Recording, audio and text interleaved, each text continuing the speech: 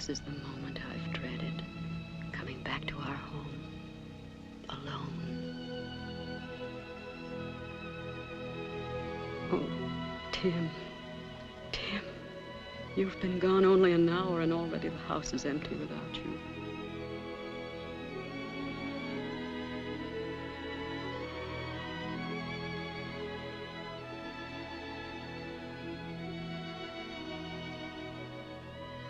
Darling, forgive me. I've held myself together through all our goodbyes, and I've tried to understand. But I still don't know why you should risk your life. You, the best-natured and dearest person in the world.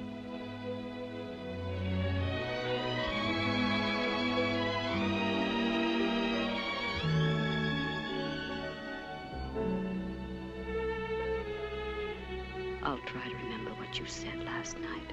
That years from now, this will seem the greatest adventure we ever had, even though we had it separately.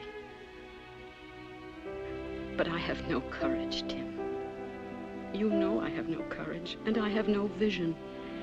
And already I'm so very lonely.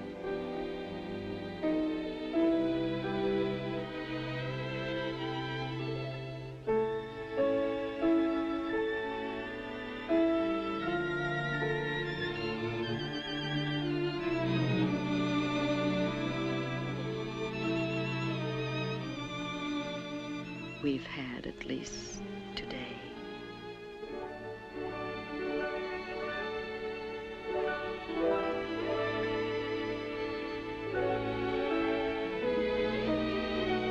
I'll try to keep all the good things as they were. I'll keep the past alive. Like a warm room for you to come back to. I promise. Promise.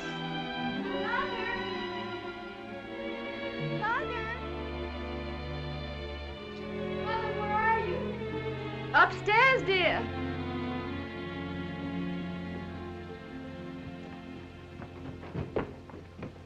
Hello, Mother. Hi, darlings.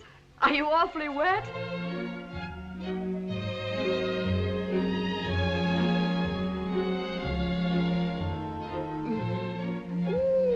Such a nice, fresh cheek. Better get your wet things off, Brig.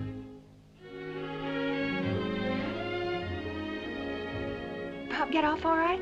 Was his train on time? I think it was just mean of Pop not to let us go to the station with you. Oh, darling, you know how much he loves you. He didn't even want me there. You know how he hates a fuss. Now, Louisiana's not so far.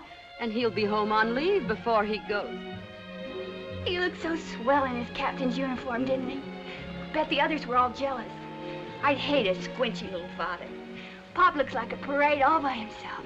Did he have my present with him? Right in his pocket, Brig. I hope he keeps all his money in it and everything. I hope he buys all those generals a drink. And maybe he'll be a major by the time he gets home on leave. He can be a major anytime he wants to. And anyhow, he'd probably rather do something else with it anyway.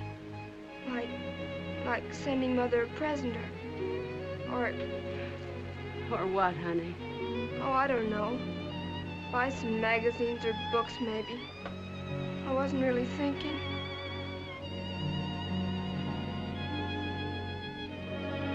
I have an idea. How would you kids like to play some gin rummy before dinner? Okay? Okay. Oh, let's not. It won't be the same without Pop. Not even gin rummy. Nothing.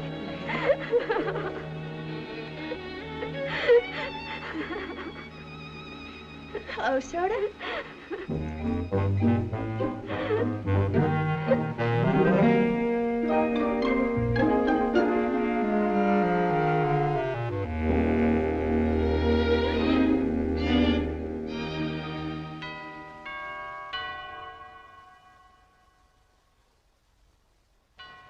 Brig, are you never going to get out of this bathroom? I'll go fly a kite. I wish you would till I get through. Well, if you don't get through pretty soon, you'll brush all the enamel off your teeth. You all stop that bickerment. It's time you girls was getting yourselves to bed. Hi, Fidelia. Hello, Fidelia. Where have you been all day? Where's your mother? I'm in here, in Jane's room. All right, Princess. The mirror's all yours now. You can have a wonderful time just looking at yourself. Evening, Miss Hilton. Did Captain Hilton get away all right this afternoon? Yes, Fidelia. He said to tell you he'd send you a postcard from New Orleans. What about you? How did things go?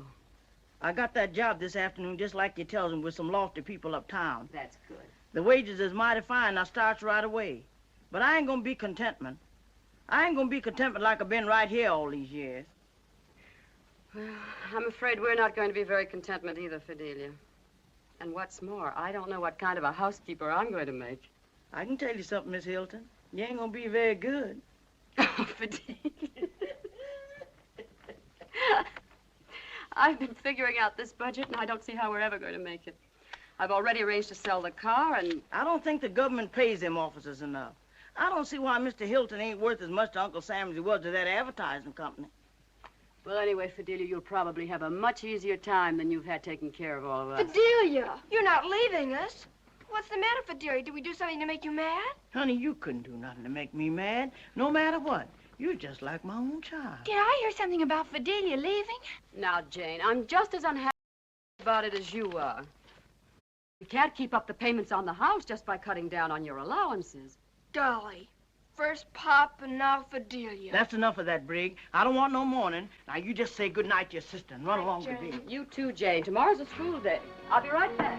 The Lord himself will just have to take care of these calamities somehow.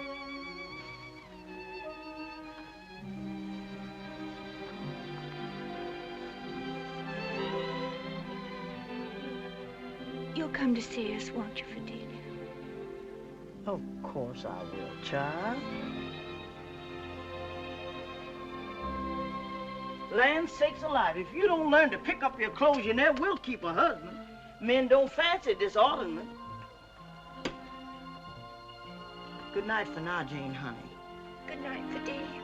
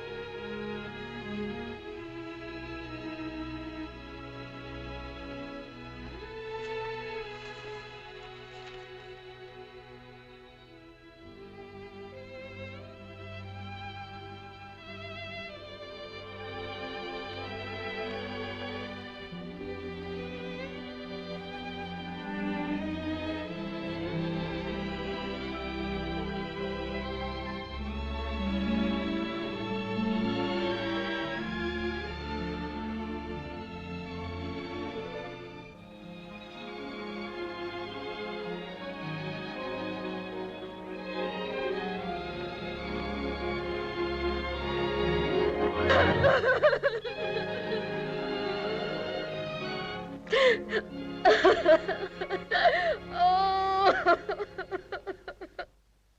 Wee, I'm a commando. Well, this is all that's left of Fidelia's last cake, and I'm afraid it's pretty stale, but cake is cake these days. I don't care what they do as long as they don't ration pickles. Yes, I know. You'll probably have chronic indigestion by the time the war's over. Psst. Psst, psst. Hi, Gladys. What on earth's the matter with that child? Oh, Gladys is afraid of grown-ups, that's all. Well, I'd like to hear her say 2 words sometime, just to be sure she can talk. Who are you talking about, Gladys? Mm-hmm. How Brig can put up with her. Well, I don't think so much of your friends either. They're all man-crazy, that's what they are. Just like you are. Oh, it's too early in the morning to argue with you. Hurry up, you'll be late. And you can tell that Becky Anderson the next time she tries to hi-hat me. Good morning, Mr. Mahoney. Come Good on, morning. Mr. Good Mahoney. morning. Good morning, girls. Good morning. Good morning, Miss Hilton. I heard you was without help, and I thought I'd bring over the groceries myself and see if there was anything I could do for you. Oh, well, that is nice of you, Mr. Mahoney. I think I'll need all the help I can get. By the way, I hope you won't mind waiting a little on last month's bill. Oh, don't. I haven't received my first allotment check yet, and I'm afraid I'm not a very good manager. Well, I know everybody's got problems these days. Well, now you take me, for instance. I'm trying to get enough of everything for my old customers. Would you believe it, Mrs. Hilton? One of them had the nerve to ask me why I didn't go into the black market. Me, with my boy in the service. You don't mean Johnny? Well, I wondered why I haven't seen him lately. Yes, ma'am, and he's a mighty fine boy. I've got a picture of him in his uniform right here.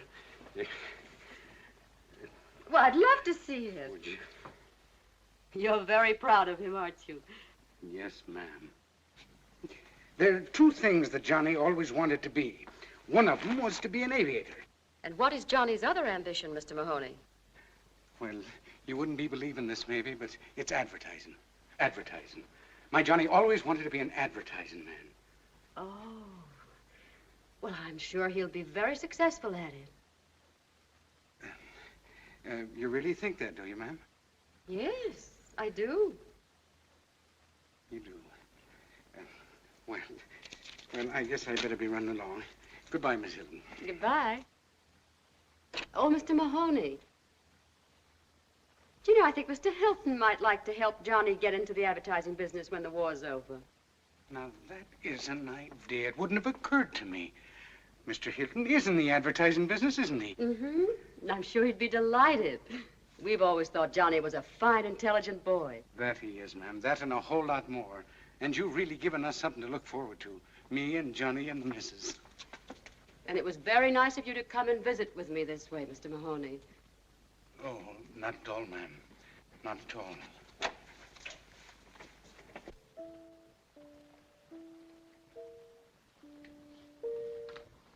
Mother, Yes? do you think that I could be a good secretary? Secretary. Why don't you be a WAC? You could be their mascot. Oh, all right. Go ahead and start. See if I care. Sell magazines. Everybody's got magazines. I know. Why don't we take somebody into the house? You know, a roomer. Oh, well, if you're going to throw away aces, Jane, that's fine with me. But, Mother, listen to me. Why shouldn't we rent a room? There's such a terrible shortage in it. Go away. Down with 5. It's perfectly ridiculous, Brigg. A stranger in our home. Where you get your ideas is beyond me. Certainly it's ridiculous. It's communism, that's what it is. Oh, pooh. We could get an officer, maybe. And it might be sort of like having Pop back. An officer. Do you know, Mother, I think maybe she's right. I understand there's not a room to be had in town. It might be very patriotic of us to take an officer into our house. Patriotism hasn't anything to do with it. I You're really just confess crazy it. about I mean, uniforms, we should do that's everything we all. can for our soldiers. That's being patriotic. Brigg, Jane, now that's enough. Do you want to finish this game or don't you? 102. It's a blitz. Turn out the dining room lights, Brigg. Suppose Pop were looking for a room in some crowded city like this. Hurry up, Jane. It can't be that hard to figure out. And suppose there was a nice family like ours that had 3 bedrooms for 3 people. Don't you think it would be just malicious of them not to want to rent a room to Pop? Well, Jane? I won almost $6,000. 592 points at $10 a point. All right, deduct it from what you owe me. And poor Pop sleeping in the park. All right, all right. Pop is sleeping in the park, and the people are all malicious, and we decide to rent him a room. Now, you satisfied? You will, Mother? You'll do it? I didn't say I'd do it. I'll think about it. I just knew you couldn't be mean like those characters in that other city. Come along. I wonder how much we can get for Jane's room. My room? How much will that be for 3 days? What? Oh, Brigg, turn that thing off. I can't hear. I'm awfully sorry. Yes. Will this get into the early edition? Yes. Fireplace and bay window. Oh, all right. Put in homey atmosphere. Mother! Mother! Wait, please. Keep quiet, Brigg. Would you send the bill to this address, please? Thank you.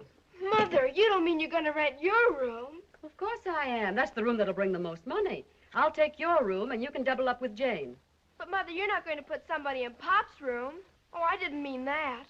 Now, you wouldn't want those characters in that other city to put Pop in anything but their best room, would you? But that's different. He's Pop.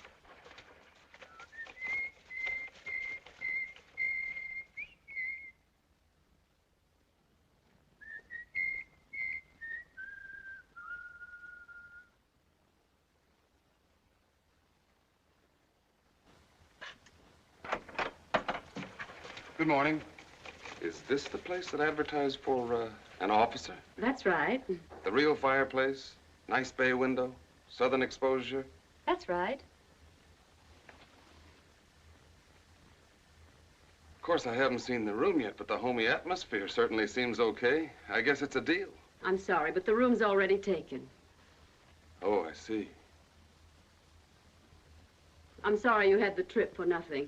Yes, I can see you're grief-stricken. Jane.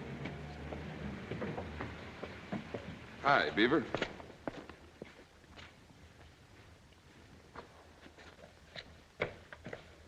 Good morning. Mrs. Hilton, I presume. Yes?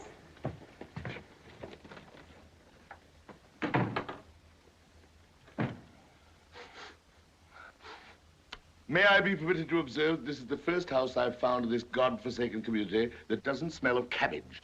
Well, it does sometimes, but I was given to understand at the office of the purchasing division, to which I have the misfortune to be attached, that you had a room for rent. Yes, but I specified an officer. You see, my husband... My name is Smollett, William G., Colonel, United States Army, retired. Retired, I might add, by virtue of certain fatuous opinions held in the War Department, which judge a man's usefulness neither by his experience nor his ability, but by the number of years since he was weaned.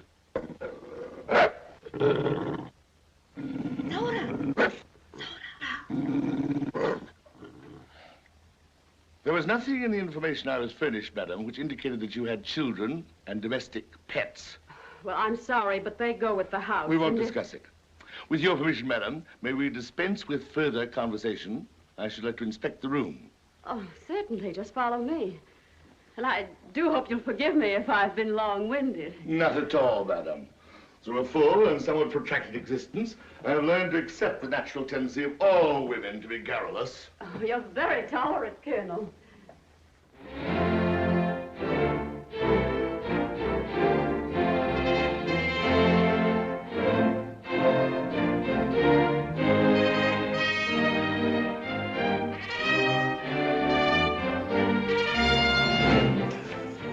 Outrage! Mrs. Hilton! Mrs. Hilton! Can I do anything for you, Colonel Smollett? Mother's busy in the kitchen. Indeed you can, Miss Hilton. You can tell me who had the kindness to leave on my bed this pronouncement from Washington. This lesson in old-world courtesy and manners. Oh, I did that, Colonel Smollett. I just thought it might make it easier for us to get along. Oh, would you mind helping me with my aquarium? What? You see, Mother's going to use this room, and I have to get my things into Jane's room. Now, if you'll just grab that end there. Now, you walk backwards, and I'll steer you. The big one seems to be the commanding officer, kind of. Don't you think that's intriguing? Fascinating. Now, just a little over to the right. Be careful not to shake them. They're very sensitive. You must forgive me if I do anything wrong. This is my first experience hauling fish. Thanks, Colonel. I'll do as much for you someday. I'll tell you what you can do for me, young woman. There are certain elaborate suggestions on page 3 of this war communique concerning the condition, the schedule, and the equipment of the bathroom. Oh, yes. You do see. Then may I ask you to follow me for a moment? Of course. You know, Colonel Smollett, it was my idea that we should take in a roomer, and I'm so glad the whole thing's turned out so super. Since you are so ecstatic over the whole arrangement, may I make so bold as to ask whether you expect me to bathe under that? But golly, Colonel Smollett, there's a shower off Pop's room. I mean, your room. And is it necessary that your paying guests share the facilities of the house with this vegetable life? But you don't understand. This is the philodendron Pop gave me. It needs water, and I don't think rainwater gives it enough nourishment. Really? Well, just as soon as you think there's no longer any danger of pernicious anemia, would you mind removing that topsoil? Oh, yes, and another thing. I neglected to inform your mother that I liked my breakfast promptly at 7. Coffee, thin toast, and 2 eggs, boiled, 2.5 minutes. Under no circumstances more than 3. But golly, Colonel Smollett, we can't afford to give you breakfast. Indeed. Well, even as it is now, poor Mother doesn't know what she's gonna do. When Vidalia was here, the bills didn't seem to be so high. But now with the way things are going up, Please, I'm quite prepared to pay. Oh, that's fine. Well, what would you say to 50 cents a day? Well, it seems a bit high under the circumstances. All right, we'll make it $3 a week. $3? Oh, there's the doorbell. Well, let's call it a deal. Good night, Colonel. But, let's see. A week rent. For breakfast.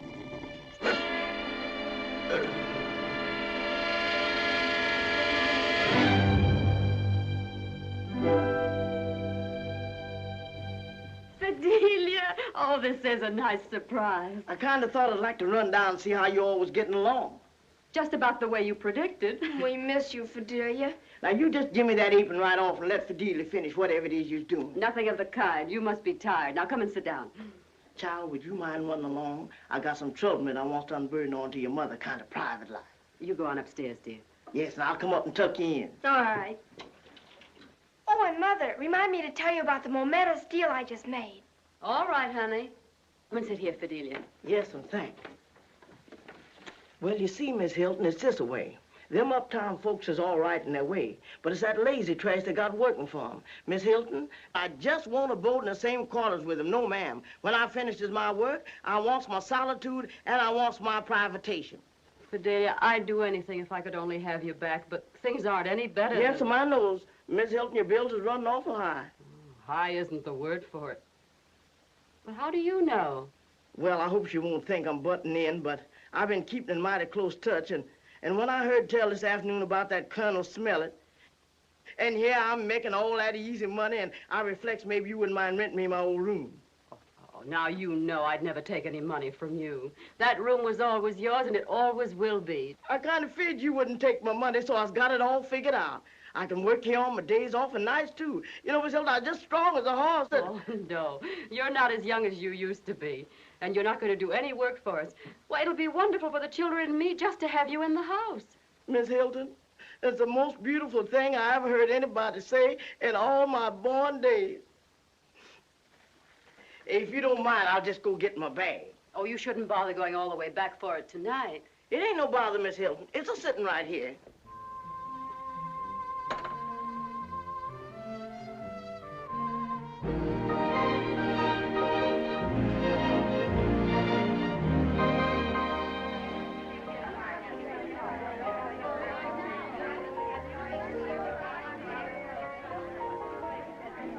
This whole moral breakdown is being caused by drinking and nothing else. They certainly serve rotten scotch at this bar. Pay as you go with what? That's what I want to know. The one I was with sure was a dope. Why, he didn't know where he'd been or where he was going or anything. I haven't got anything against red fingernails, but it's carrying it too far when they paint up their toes. I bought 6 dozen islands before the hoarders got there. I can't write him everything the baby says on one of those little V-mail forms. Emily, let's not go to the bar. I could use a drink. Oh, nonsense. Don't be so old-fashioned. Will you let us through, please? I've been here 20 minutes and... Oh, of course. Go right ahead. Just leaving anyway. He's rather nice looking, don't you think? Still have your weather eye out, Emily? Well, there are compensations for being a divorcee, you know. A bartender. Let's see. And what do you imagine you'd like? Oh, anything at all. You order for me. Make a good Planter's punch? I'll make 'em, lady, and if you don't like 'em, you don't need to drink it. All right, then 2. With light rum. Oh, I knew I had something to talk to you about. That vicious tongue Vivian Robinson, you know the one with the bad skin, is going around saying you've taken in a roomer. I've tried to tell her it must be a relative or something. No, that's the truth. I've taken a roomer. We need the money. Well, all I can say is that if things are that bad, Tim Hilton had no business going into the Army. To be honest, I don't understand it myself, but I knew that Tim was miserable from the start not being in it. All these irresponsible 40-year-old fathers dashing off into uniform. Tim. Oh, does it always have to be Tim? Oh, Tony. Yes, the Eternal also ran. What on earth are you... Emily, do you know Lieutenant Willett, Mrs. Hawkins? I've never had the pleasure, but I've always had a soft spot for Navy men. How do you do? Well, my pretty, I didn't know you'd turned into a barfly. I've been trying to get you on the phone all afternoon to tell you that your old lover was back in town. Shh, not a word of it. You want the whole town to know? Well, if you want to be hypocritical about it. I heard that Tim had been shipped out of town, so I went to the Admiral and convinced him that I'd practically charted the Great Lakes. Oh, fine. Well, how long are we going to be honored with your presence around these parts? Just long enough to get ready for a shakedown cruise, but if you're not stubborn, that ought to give me all the time I need. Don't you think so, Mrs. Hawkins? I really don't know, I'm sure. Oh, Emily, I think you believe him. Oh, I can't say I'd blame you much. Now, you're what I call a discerning woman. Tony's our oldest friend. He was Tim's best man. Come on, come on. We can give Mrs. Hawkins the vital statistics some other time. Let's get out of here. I need more privacy. But I haven't even touched my drink. Oh, that's all right, dear. We can get another one. Oh, don't let us rush you, Mrs. Hawkins. Goodbye. Oh, what about the check? Don't bother, Lieutenant. I'll take care of it. That's fine. But, Tony, goodbye, Emily. That was a terribly rude thing to do to poor Emily. Oh, poor Emily, my foot. Do you know of any place in this gay metropolis where I can conquer my two passions at the same time? Oh, so you've been leading me on. There is someone on the lakes beside me. Don't be silly. I'm talking about you. You and a nice thick steak. The white fish, senor, is simply delicious. Grilled, blanc, maybe you like it. 2 steaks thick. Lobster Creole, speciality of the house. 2 steaks thick. I must tell you the truth, Commodore. We are fresh out of steak since last Tuesday. This is a steakhouse. Look, it says right here. Thick Kansas City steak. I can't help it, senor. There's a war on, you know. Yes, I found that out. All right, bring us whatever you have. Anything but hash. Bravo, senor. You will be very happy. You will see. What are you looking so depressed about? Oh, my life is an endless series of disappointments. No steak, nobody loves me. You wouldn't think so if you'd heard the kids just now when I told them you were in town. I can't figure out just what special charm you have for them. It's just that they have better taste than their mother. If you ask me, I think they believe you're some kind of genius. Those cover girls you used to paint for romantic tales really gave you glamour in their eyes. Oh, gone are the days. Still, you know, Anne, there's a certain similarity between a beautiful woman and a battleship. It must be, or else why would you be so interested in battleships? You got me wrong, Anne. As far as I'm concerned, there never was a beautiful woman but you. Oh. Ever since that summer, the whole crowd of us went up to the Thousand Islands. When I first saw you standing on that little yawl, had on that white bathing suit, remember? With your hair blowing in the wind. Why, Tony Willett, when did you get back? Oh, hello, sugar. Give me a ring, huh? Yes, I will. I will. We were in the Thousand Islands with my hair blowing in the wind, remember? Really, Anne, I was nobody at all. Just a girl I happened to meet the last time I was in town. Oh, Tony, you don't have to apologize to me. I'd be disappointed if you ever changed. Look, when we get home, I'll show you something I brought back just to prove What to do you. you mean, when we get home? Just what I said. Suddenly you mean to put me up, don't you? Probably can't get a room anyplace else. I understand the hotels are jammed. Oh, why do these things always happen to me? I don't see why it should be any hardship to you. Tim's away. You ought to have plenty of room. What do you think you're going to do, share my room? The girls can double up. The girls have already doubled up. We have a lodger. A lodger? What? Yes, no, don't start. No, I had enough of it from Emily. We needed the money. Well, why don't you get a job? You look perfectly able-bodied to me, if I may use the word body. What on earth could I do? Well, you could do plenty of things if you really wanted to. You could... Let's skim it. I don't want to hear a serious word out of either of us until I leave this town. Oh, Tony, it's so good to see you. You know, next to Tim being home on leave, it's the nicest thing There that you could have... go again. Here I buy you a beautiful dinner, and what thanks do I get? Tim. What's that? Speciality of the house, chicken hash. Well, blow me down.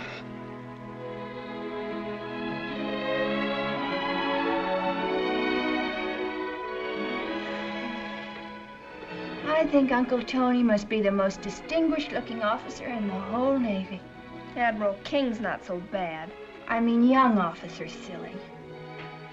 Well, you'd better finish your homework and stop mooning around. The governor said to the admiral, 16-inch guns. Land sakes, can't they shoot any further than that? Oh, Tony. Uncle Tony! Jane! What's the matter? You don't seem very glad to see me. Oh, but I am. Honestly, I am. Uncle Tony! Briggs! Now, that's what I call a real reception. Uncle Tony, you're not staying with us. Oh, yes, he's staying with us. And don't go spoiling him. We're going to have enough trouble with him as it is. Oh, Uncle Tony, couldn't be any trouble. It's just wonderful having him here. That's right, Jane. Don't listen to your mother. I'm counting on you girls spoiling me plenty. There's just one thing, please. You think you and Brig could cut out that uncle stuff? I'm not your uncle, and it makes me feel 108. Do you mean we're going to have to call you Lieutenant Willett? Tony to you, Miss Hilton. What on earth? Oh, that must be the taxi driver with that mysterious object you lugged along. You won't be so indifferent when you see what it is. I don't know what this thing is, but could be the side of a house, I suppose. These are funny times. I ain't got no change. Don't worry about it. I borrowed it myself. Ah, thanks, Captain. Thanks a lot. Say, lady, sure must be nice having your husband home again. Well, he's not... What's so funny about that? Imagine anybody taking you for Pop. You think your pop's wonderful, don't you? Well, he is. Sure he is, but you don't have to rub it in. I'll take your bags upstairs. Tony? Oh, don't bother, Jane. Oh, I don't mind, really. I'd love to. Brig, you take one, too. After all, if we don't give the lieutenant some real service, he might decide not to stay here. Aye, aye, sir. Carry on, mates. Oh, put them in Brig's room. I'll move in with you girls. Oh, that'll be fun. Fun indeed. I thought I was through with dormitories. You ought to be very happy about it. You'll get to know your children better. Who's that? Is there something gone bad, Miss Hilton? I wouldn't call it anything good. Well, if it isn't my old girlfriend, Fidelia. Is that Mr. Tony Willett? I thought we was through with you till the duration was over. Lieutenant Willett's going to be our guest for a while. Happy surprise, Fidelia? I don't know about that happy part. Miss Hilton, don't you go let these people turn your pretty home into no boarding house. Fidelia, I've half a mind not to stay. But the other half tells me to forgive you. What's that? Oh, I almost forgot. May as well have the unveiling right now. Wait a minute, Tony. I want to see, too. All right. Well, let's have a little light on it.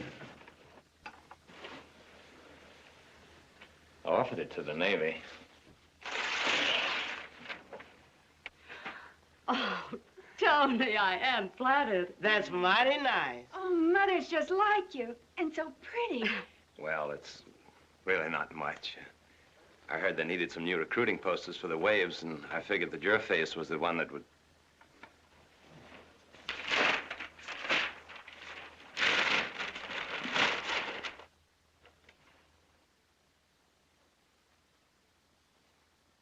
Tony Willett, I might have known. Mr. Willett, you cover that thing right up this here minute. Jane, you's no business looking at that. Tony, the Navy Department didn't accept it. No. I never even found out why. I just got the painting back, and the next thing I knew, I was on sea duty. Red tape, I guess. I hope you're having enough trouble. I wouldn't wish this on a chap. Give it a little push, Jane. All right, Tony. Oh, nice going, Jane. Oh, Tony, I'm so sorry. Never mind, Jane. I'm sure your mother put you up to it. Oh, no, honestly, Tony. Which way do I take this thing? Here, starboard on the port side. Here, I'll help you. How are you going to get the bed in here? How am I going to what? No, don't worry. We'll put the mattress on the floor for tonight. Yes, Tony, don't worry. I love to sleep on the floor. Come on. Oh, good evening, Colonel Smollett. I do hope you won't mind not taking one of the mattresses out of your room. Well, not at all. One mattress is entirely sufficient. Tony, Colonel Smollett, may I present an old friend of ours, Lieutenant Willett. How are you, Colonel Smollett? How do you do? I take it your commissioner's in the Navy. That's right, sir.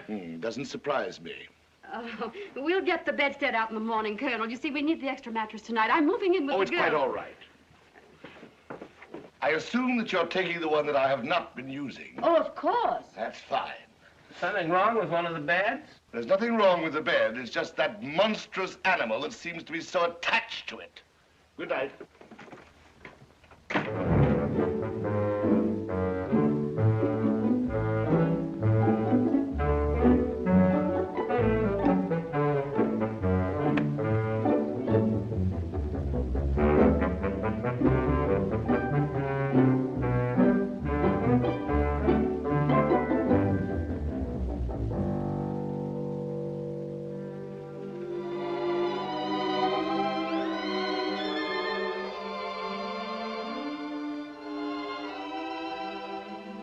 Mother. Yes, Jane?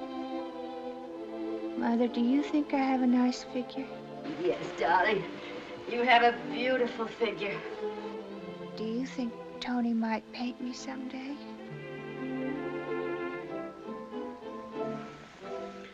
Over my dead body.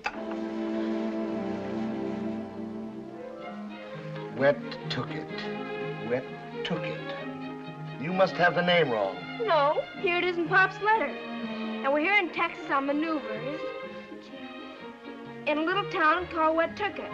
We came, we saw, we took it. We took it. Very funny. I would appreciate it, my dear Bridget, if in the future you could spare me from your father's elaborate puns. And if, I suppose to some people that creature comes under the heading of pets. I beg your pardon, Colonel Smollett. There's someone here to see you. Your grandson. William? Hello, Grandpa.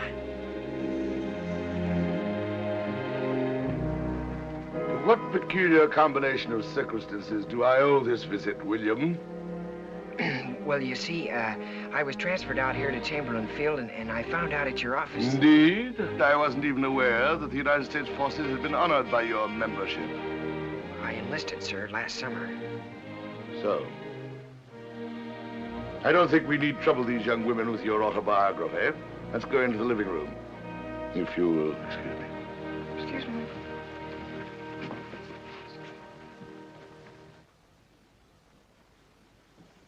I presume you come to me for help of one sort or another with your tail between your legs. Well, no, sir. I thought you might like... Well, you see... Or is it money that you're after? Speak up, boy. I thought you might like to see me. A very mistaken notion, if ever you had one. And you've had plenty, as we're both well aware. After all, I thought that we may not see one another again. I don't know when I'll be shipped out. Come, William. Let's not dramatize these things. There's no need for any pretense of affection between us. You've paid your courtesy call. Well, all right, if that's the way you feel about it. I'm sorry to have disturbed you. You may drop me a line with your address. And if you have any affairs that require attention, I shall have my lawyers look after them. For your late father's sake. Now I'm sure you'll excuse me. I'm a bit tired. Goodbye, Grandpa.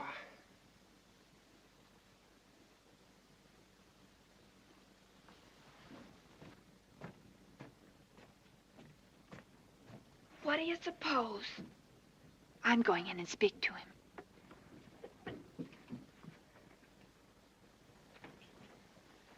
Mr. Smollett. Oh. I'm Jane Hilton. This is our home. Oh, I see. I'm glad to meet you. I hope you like the Army. That is, I mean, are you on leave? Well, just for the day.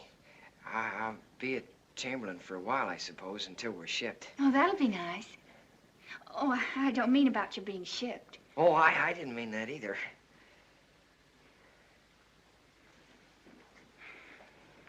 I hope you don't think I'm a murderer or something. Grandfather just doesn't like me. Well, I don't think it's right. I think it's just terrible of him. Oh, he's not so bad. He has good reasons, I guess, the way he looks at it. I've kind of disappointed him. I don't care what you did. You're a soldier now. And you enlisted, too. I heard you say so. Oh, I'm afraid that isn't really so very much. Lots of men enlisted. But it's awfully nice of you to talk to me this way. Hi, Brig. What's the matter with the colonel? He's storming around his room like one of the Smith brothers with a hot foot. I think I'll go up to my room and do some homework. Oh, hello. Oh, Uncle. I mean, Tony. Lieutenant Willett, this is Private William Small. How are you? How do you do, sir? Corporal. Engineers, isn't it? Oh, yes, Lieutenant. Sorry. You're related to the colonel, I take it. I'm his grandson. But I don't know, sir, whether he... Think nothing of it. I cut my grandfather off without a cent. Oh. Well, Jane, what's the program for this afternoon? How about you and Brig taking me out on the town? William here could, what do they call you, Bill? Could make a fourth. Oh, that's nice of you, Lieutenant, but I couldn't. And besides, if you'll forgive my saying so, sir, you're an officer. You know, I forgot all about that. You're right. Well, we could, well, let's see, Jane, what could we do? Oh, anything you say, Tony. Oh, well, We could have tea in the garden. Well, that's fine. We could play some darts, maybe. Well, thank you, sir, but I ought to be getting back to the field. You've both been very nice. Next time you're in town, perhaps. Will you be off next Sunday? How about it, Jane? Oh, that would be lovely. Oh, well, I'll look forward to it. Well, I better be going. Goodbye, Miss Hilton. Goodbye. It's nice to know you. So long. Goodbye. And next for coming to the Navy. Oh, thanks. Thank you, sir. I will. Oh, well, goodbye. That seems like a very nice boy. Yes, he is a nice boy, but... Now, Jane, You take the word of your old Uncle Tony and be kind to that boy the next time he comes here. Well, he's nice enough, but, But what? well, he's so young. Besides, he isn't even an officer. Why, Jane, I'm surprised at you. Those are the boys who do the fighting. And largely for their dreams of girls like you. Far be it for me to run down officers. You go right on advertising us, Jane. Every little bit helps. Oh, Tony, I wish... What do you wish, little Janie? I wish I were 27. Now, that's a coincidence. So do I. Where's that brig? Do you suppose she ran out on us? Let's go find her. I've got a nickel bet with her on 20 questions.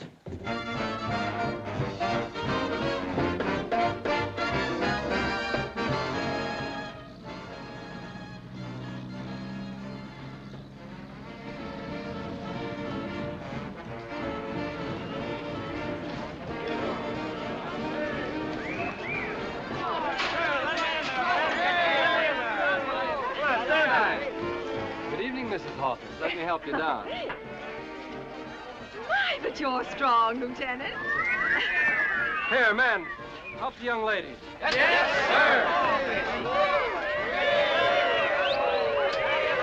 Oh, Mrs. Hawkins, I'm so frightened. There's nothing to be frightened of. You just go on in and dance.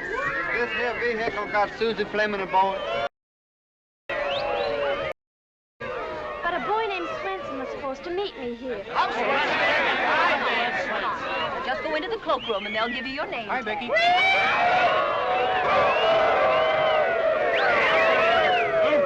Just like a great big prom, isn't it? Mind you, Becky dear, leave a few boys for the other girls. Miss Hilton! Miss Hilton! Come on, Jane, don't dawdle. Will you be sure and tell me when Mother and Lieutenant Willard arrive? Don't worry. You just look for me at the committee table and I'll help you find her. Oh, hello, Miss Hilton. May I have your first dance? Well, I really don't know what arrangements have been made. I just can't figure out what could have happened to Susie Fleming. Jumped over the county hill. That's the way the gypsy doodle works. When you think that you're crazy, you're the victim of the gypsy doodle. But it's not your mind that's lazy, it's your tongue that's a full-time doodle.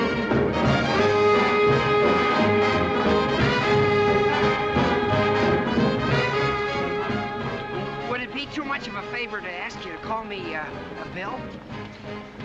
Well, I don't know you very well, but... All right, Bill.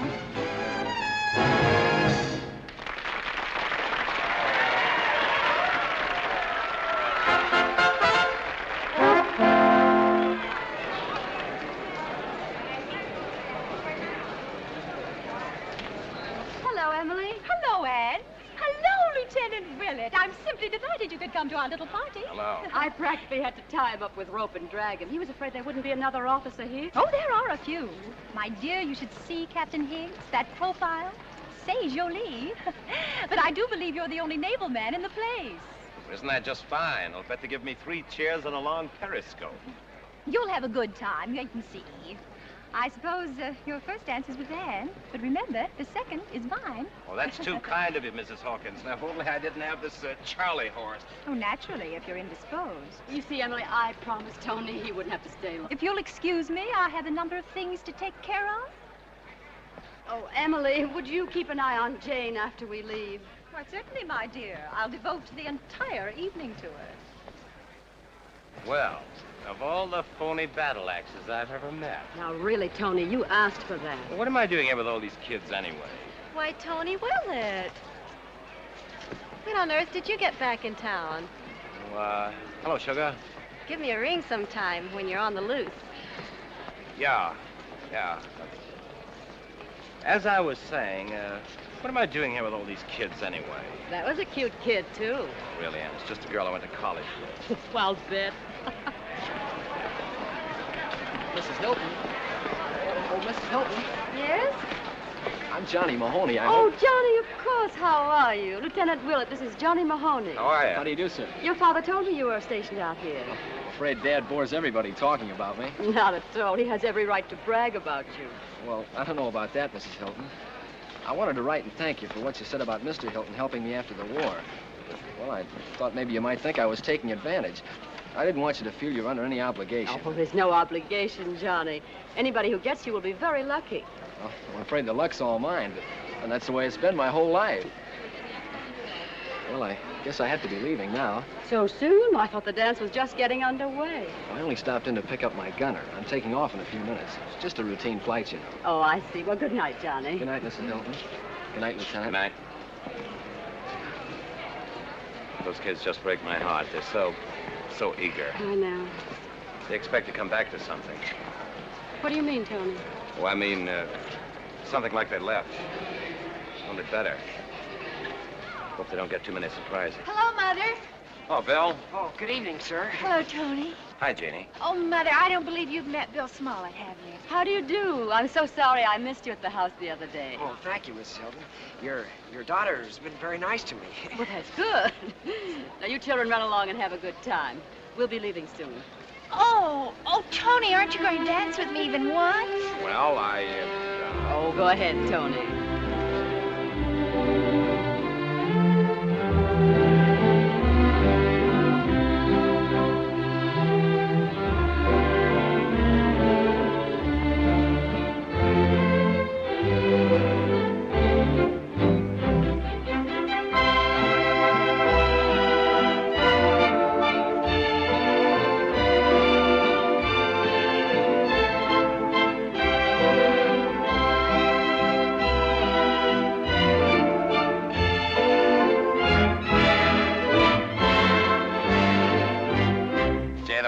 Proud of you.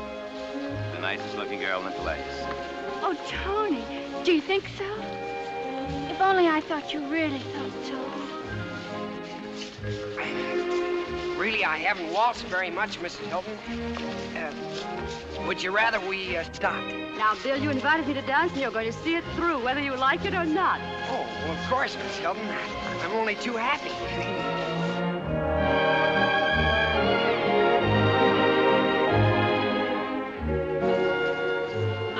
Travel broadens one's soul. Don't you think so? Hope so. I'll be doing plenty of it. Do you think the artistic life is too bohemian? Indeed, I do. And look what happened to Bohemia. Oh. Did you lose something? Yes, ma'am. Susie Fleming. And I'm beginning to get right worried about her.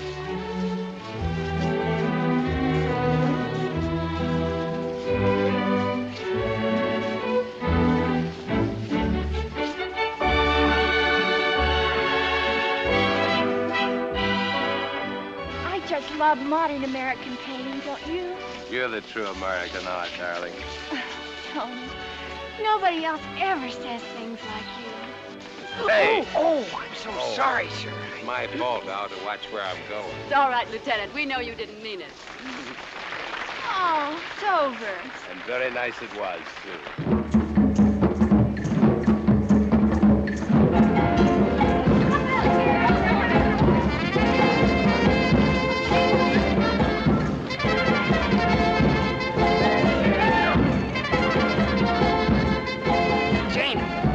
I ought to be behind you. I hope we can find Mother and Tony.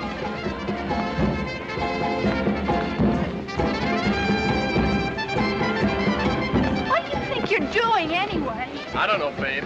I ain't used to dancing. I'm used to pushing a plow. You're not kidding. I bet Emily put some vinegar in this. You know, if you're not careful, I'll think you don't like Emily. I'll tell you this much. As soon as we leave here, you're going to buy me a drink. That's the least I'm entitled to after... Why, hello, Tony. I didn't know you were in town. Hello, Sam. It's quite a dance you fellows are putting on here. What's the matter? You look upset. Just got some bad news. Oh. Good evening, Mrs. Good Hilton. evening, Major. Plane crash. Don't say anything about it now. It might spoil the fun. Well, that's too bad. Where'd it happen? Right outside town. Lost one of my best boys. What was his name? Mahoney. He hit some wires. Oh, not Johnny. Did you know him? Well, I hope he wasn't, But it can't be. We were talking to him here just a little while ago. I'm extremely sorry, Mrs. Hilton. I had no idea that you knew him. I shouldn't have said anything. It's just that I like Johnny very much. I know his father. Terrible thing. Beg your pardon, sir. The car's ready for you now, sir. Be right there. Yes, sir. I've got to go and examine the wreck. Not a very pleasant job, I can tell you. Good night. Good night. Good night, Tony. So long, Sam. Oh, Tony, how awful. His poor parents. Lucky Johnny. Come on, Ann. Let's dance. Dance? Look, Ann, you'll be hearing plenty of things like this. Might as well get used to them now.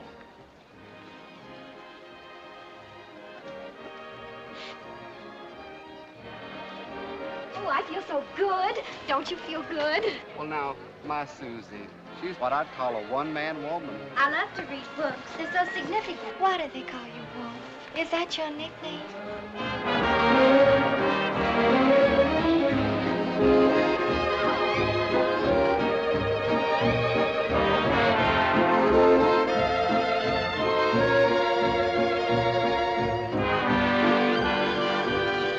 Hear what they're playing?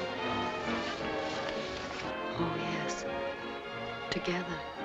As I remember, you and Tim drove everybody crazy wherever you went, having them play the thing over and over again. Laughed at the rain together, sang love's refrain together. We knew long ago that our love would grow in storm and sun together. Our hearts as one together.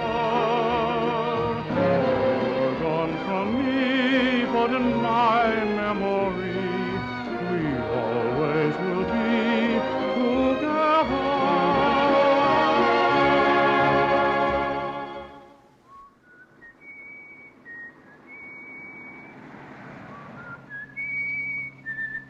Oh, please, Tony, whistle something else. I thought that was your favorite, next to Rock of Ages, of course. Don't joke. All right, have it your way. No jokes. What is your pleasure? Oh, I'm sorry. You said you wanted a drink. Let's go someplace. You feel like it? Sure I do. Honest?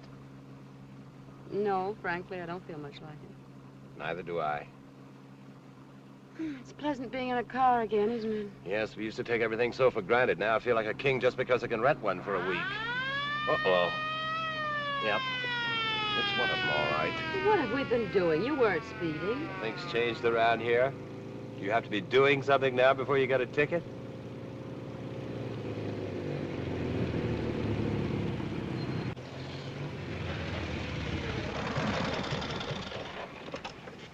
Where do you think you're going? I wish I knew. What's your guess? Gibraltar, New Guinea, Kiska? You station around here? Well, yes and no. Look, officer, I don't want to be rude, but we're not in a very chatty frame of mind, so would you mind filling out one of those pretty little slips and getting it over with? You weren't doing anything. I wasn't. Well, what's all this about? Oh, it's just that it gets so lonely along this road since gas rationing. And say, ain't it a beautiful night? Well, I hadn't noticed it before, but now that you mention it, officer. Well, guess I better be checking in. Nice to meet up with you folks. Thanks. Good night. Get one of them Japs for me. But lay my hands on one, I'll give him a ticket. I suppose he's what Brigg would call a character. I don't know what you'd call him, but he can have my vote. Do you realize we're laughing? Well, so we are. What do you know? Oh, Ann. What, Tony? Sometimes I wish.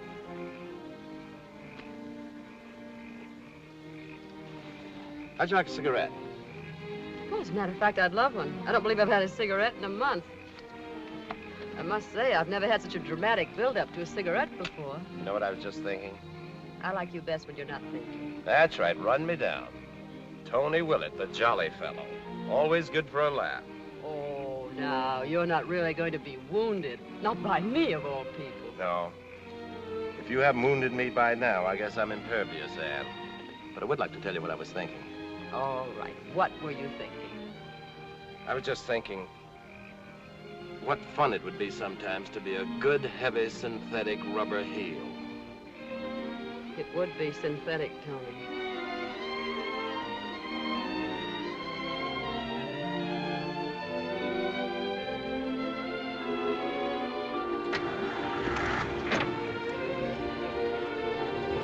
right now if I whistled together? Go right ahead. I'd like to join in.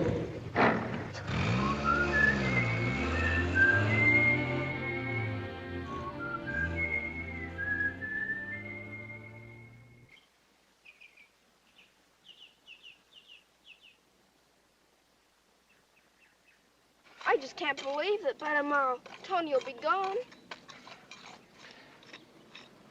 There are enough carrots here to feed a cavalry regiment, men and horses. I guess next to Pop, Tony must be the nicest man in the world. Bridget, please. What, Colonel? If you'll excuse me, I've had enough this morning. In fact, I think that henceforth you may operate this victory garden entirely by yourself. But golly, what did I do? But since you're so obtuse, Tony, Uncle Tony. I suppose I'd better look for quarters elsewhere, since that's the way I'm regarded around here. Oh, Colonel Smalley, I wouldn't hurt your feelings for anything. And it's not a question of my feelings. After all, a man does have his pride. Oh, there's the postman. Maybe it's a letter from Pop. Oh, you'll wait here, won't you?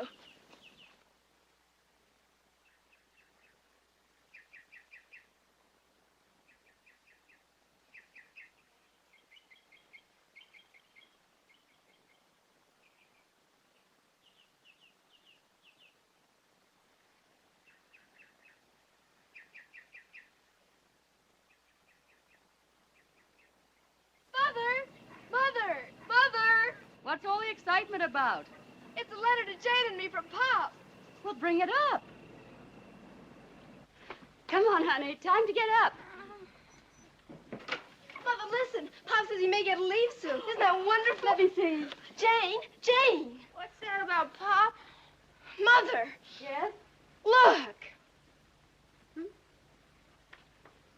Jane, let me look at you. What's the matter?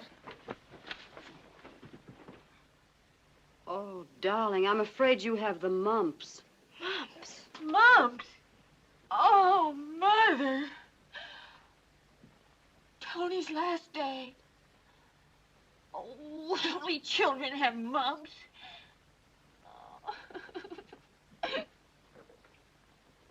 You sure you ain't leaving nothing here, Mr. Willett? Just my love, Fidelia. Why, you afraid maybe I'll come back? I ain't sorry you're going, I can tell you that. Now, Fidelia, I always say nice things about you. I ain't got no time for them complimentaries, Mr. Willett. And besides, now that Miss Jane done gone and got herself some mumps, we need this room band for Miss Hilton and Briggs. Well, at least give me credit for good timing. Here, don't bother with that. I'll take it down. I want to be sure it gets down. Oh, by the way, I almost forgot. I've got a going-away present for you, Fidelia. Huh? Here it is. And always remember, a great master devoted some of his last hours to you before he went off to the wars. You like it? I tried not to flatter you. Why, Mr. Willett, it's just the way I always wanted to look. Someday I'll do you an oil. Holy smokes, I haven't too much time. I want to say goodbye to everybody. You just run along and say your farewells. I'll tote your bag downstairs for you. That's very nice of you. Mr. Willett, I must have been blind. Just stone blind not to see what a lovely gentleman you is. Leaving, Lieutenant? On my way, Colonel. I'll tell Miss Hilton you're ready, Mr. Tony. Thank you, Fidelia. Rather envy you, if I may say so. We could use you, sir. In the Navy?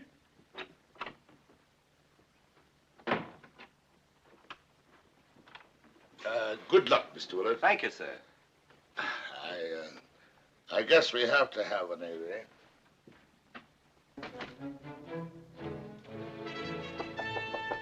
Jane? Tony, don't come in, please. Don't you want to say goodbye? I have an awful disease. Can't scare me. I'm coming in. Oh, Tony. Wait a minute, Tony, please. All right, Jane? Yes? I wish you wouldn't. Hello, Janie. Oh, Tony. You look fine in that kerchief. Probably start a new fashion. Terrible. Oh, no, you don't. You could never look terrible. You're pretty, that's what you are.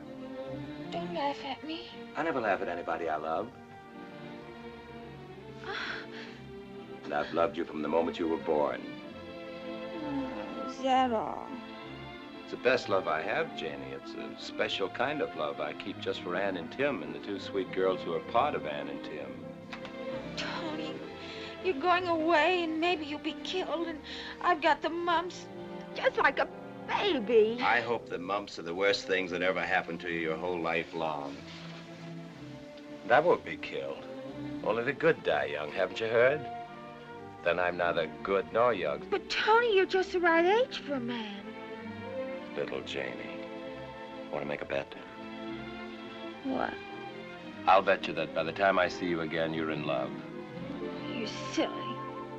You're the silliest man I ever knew. Now you're making sense. I always knew you had a good head on your shoulders. Will you write to me? There won't be anything to write. There won't be anything happen after you're gone. Ever. All right. But I'll write to you.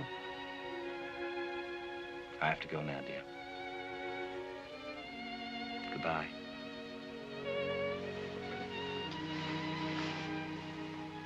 Goodbye, Janie. Bye, Tony. I'll write to you. I'll write to you all the time.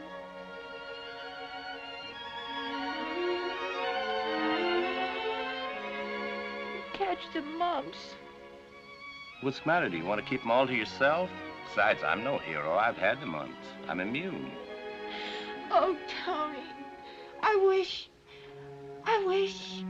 Let me wish this time. I wish that I were 17. Oh, Tony.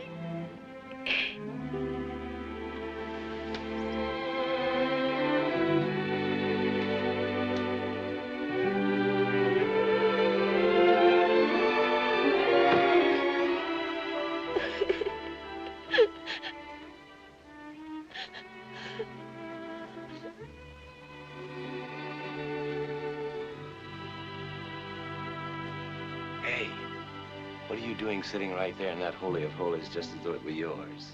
I'm getting it used to being just another chair. Now wake her up. You'd better. She'd never forgive you if you left without saying goodbye.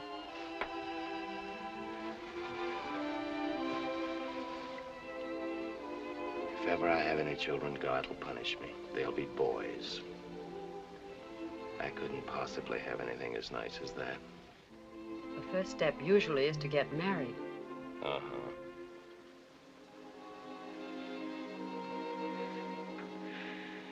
You leaving soon, Tony? Just a little while. Say goodbye to Tony, darling. It's way past your bedtime. I want to talk to him a few minutes before he leaves. Goodbye, Tony. Goodbye, Brick, dear.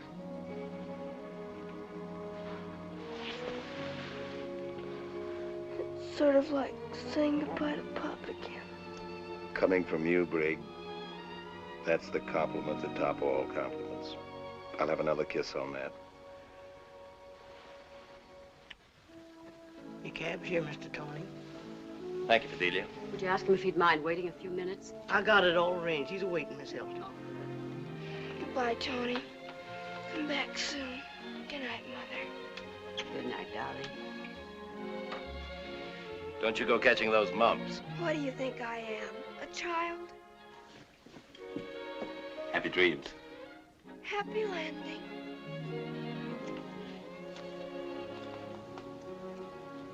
Bye, Mr. Tony. Goodbye, Fidelia. I'll take myself along now before I...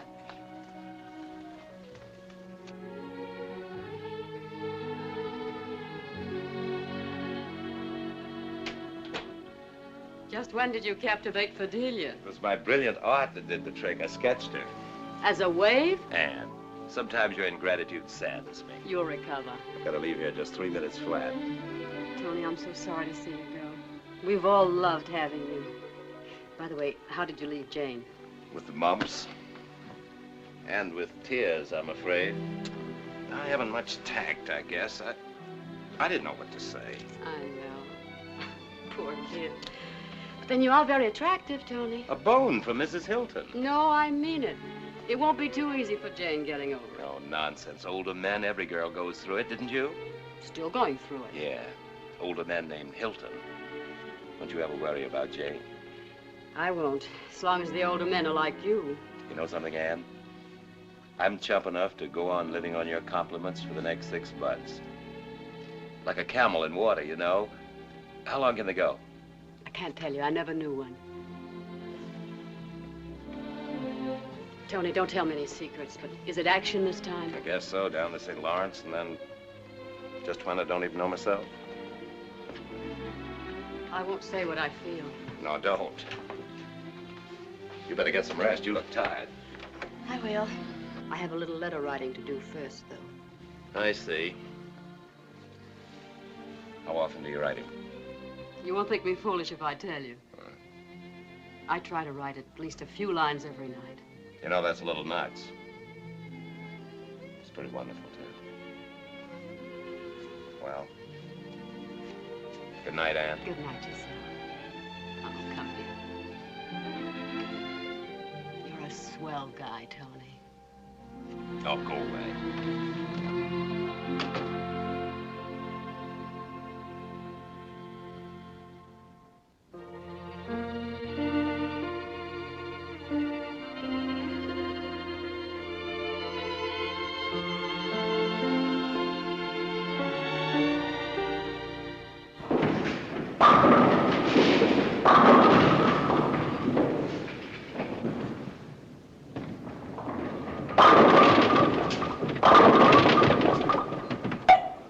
Well, she finally hit one.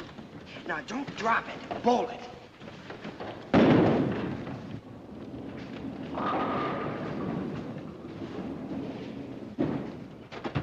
Oh, it's no use, Bill. I'll never learn. Oh, sure you will. I hurt my thumb. Oh, I'm so sorry. Let me see. Ha, ha, ha.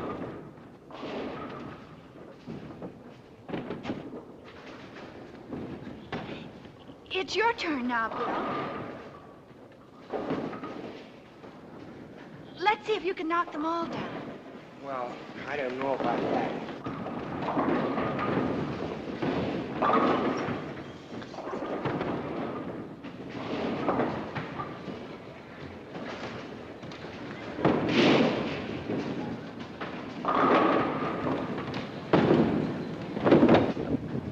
Ha, ha, ha.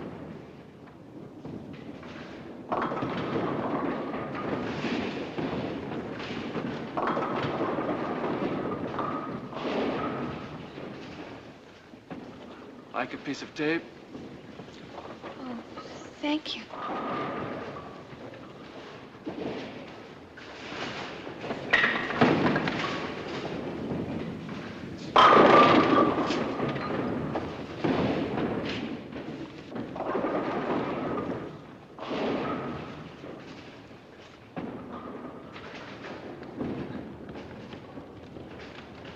It's your turn now, Jane. Oh, I was just...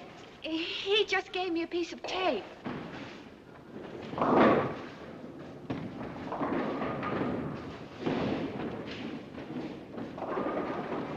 Hi, buddy. Hi. Have a smoke? No. And I'd advise you to mind your own business. I know she's a nice girl. Anybody could see that. What's more, I don't like your laughing either. Bill, please come down and show me again how to do it. Look, buddy, you can have a fight if you want it, but I was just trying to be friendly. Well, all right then. Bill, speak to me. Gee, I'm sorry. You ought to be. Look what you've done. Me? I didn't do anything. I guess that'll teach him.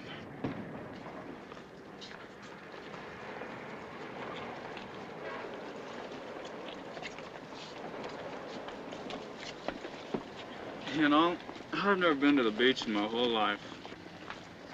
I've never seen the ocean. You haven't? I never saw it till a couple of months ago. But you're a sailor. I was brought up on a farm. Oh, I see. I've never been on a farm. You haven't? I was brought up on a army post. Oh, I see. I have to catch a train. Got to be back at the base in the morning.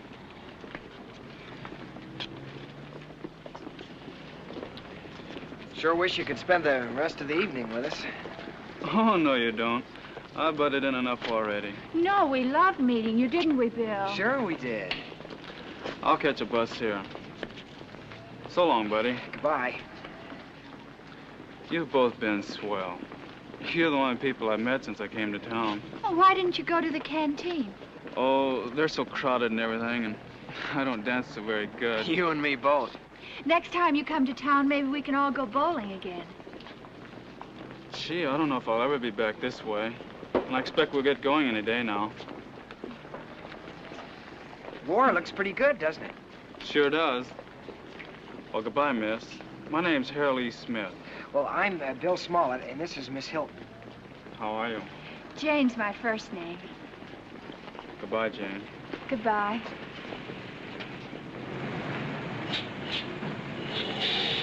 Bye, Harold. Hal.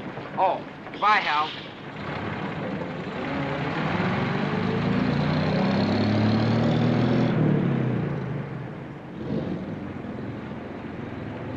He's nice.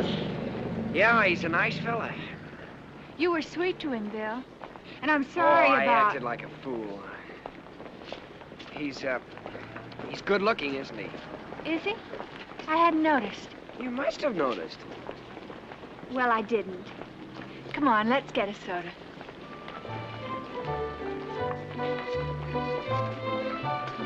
No chocolate. We only have vanilla flavoring left and no ice cream. Would you like to try our Victory Punch? What's that?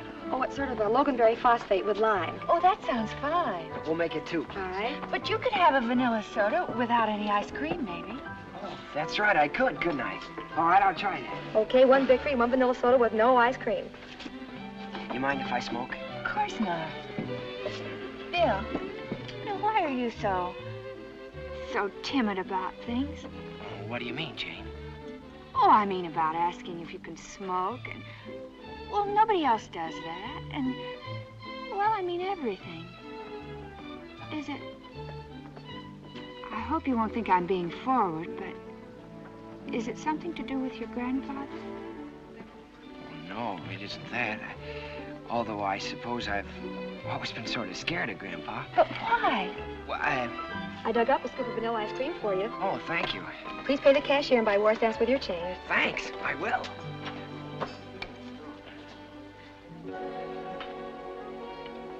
You see, my father was a soldier. He was a colonel when he died. I guess all the Smollets all the way back were soldiers. One of them was with Washington at Yorktown. Although sometimes I think Grandpa just made that one up. I'm sure he didn't. You ought to be awfully proud. Oh, I'm proud, all right. But, something went wrong with me. Mother died when I was born, so I never knew her. Oh, of course, I never knew her. That's a shame. She could paint pretty well. China and things. I hope I can show you her work sometime. That is, if Grandpa... If Grandpa what? Well, if I go home. You see, I haven't lived home since West Point. West Point? Oh, look, Jane, you don't want to hear all about this, do you? Not if you don't want me to, Bill. Oh, but I do, of course. There's no one in the whole world that I'd rather explain... that I'd rather tell.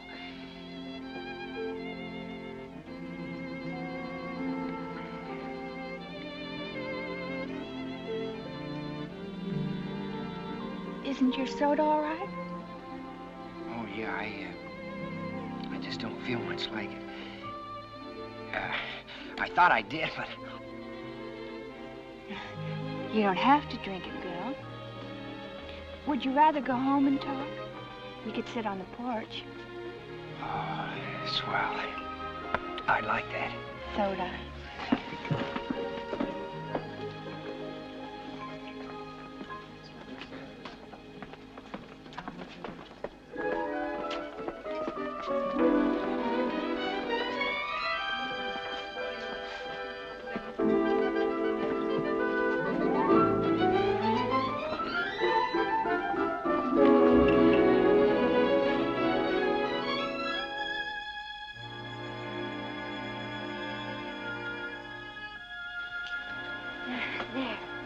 Now we can relax. You were talking about how your grandfather always wanted you to be a soldier. Would you like a sandwich or something? He wanted me to be a general. But didn't you want to be a general? Well, no, I didn't. But why not, Bill? I had an idea it was more important to build things. But I don't mean it isn't terribly important being a soldier. I don't know how we'd keep the things we build without them. Of course. But you said you went to West Point. I should think you'd be a lot more than a...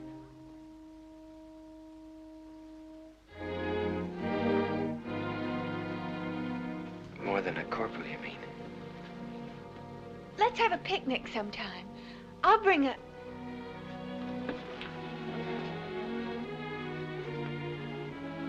Bill, I didn't mean that. It's wonderful being a corporal. No, you meant that if I went to the academy, I ought to be more than a corporal. Well, you might as well know it. I was kicked out and I broke Grandpa's heart. I'm sure it wasn't your fault. Yes, it was. Bill, come and sit down.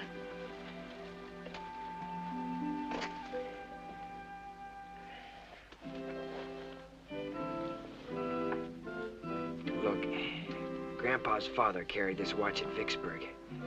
Grandpa gave it to me on my 10th birthday. He had it engraved for me. Read it. I'll light a match.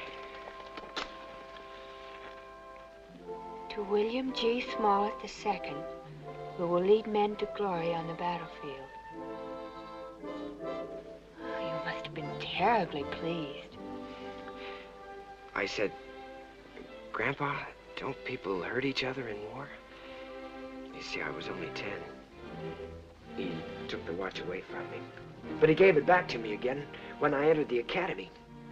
Oh, Jane, I did my best, but I couldn't ever make a good officer. I can't lead men, and I know it. So even if I led my class the way Grandpa thought I should... Grandpa.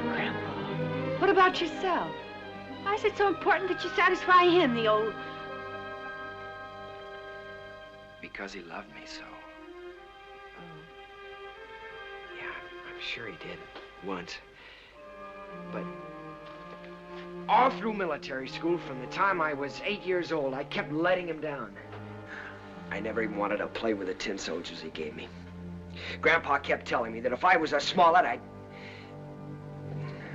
But I guess I was always, well, you know, weak. I was sort of a joke at the academy. I only lasted a couple of months. Grandpa couldn't face his old cronies. Well, that's it. Now you can see what a mess I made out of everything. You've done no such thing. You're fine and strong, but you're just sensitive, that's all. But don't you think I'm a failure after everything I've told you?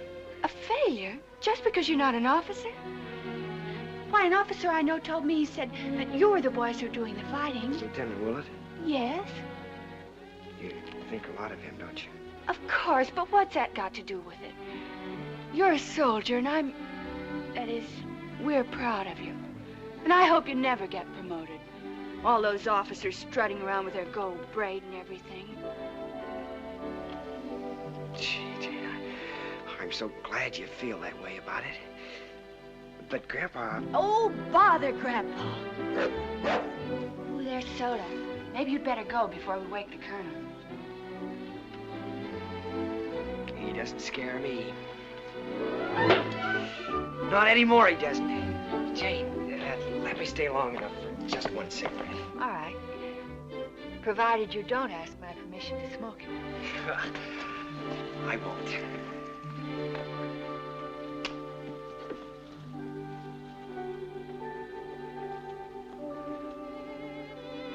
Oh, gee, Jane, I think you're wonderful. Ow! 2.5 minutes. Under no circumstances more than 3. Sometimes I think 6 minutes would be more in character. I'll serve the Colonel his breakfast this morning, Mother. See, what's wrong with you this morning, anyway? First, you get up an hour early, and... And then suddenly you turned into Mother's little helper. Well, I don't know. I just felt like it somehow. Not that I object. You know, the next time Brig makes a deal, she can put it into execution herself. Darling, you don't mind, do you? Waiting for our breakfast until Brig gets down? 2 sets of breakfasts are about all I can handle. Mother. Mm-hmm. Mother, do you like Bill? Yes, of course. I think he's a very nice boy. A little shy, but... Did you have a nice time last night? If he's shy, it's that Colonel's fault, the old goat.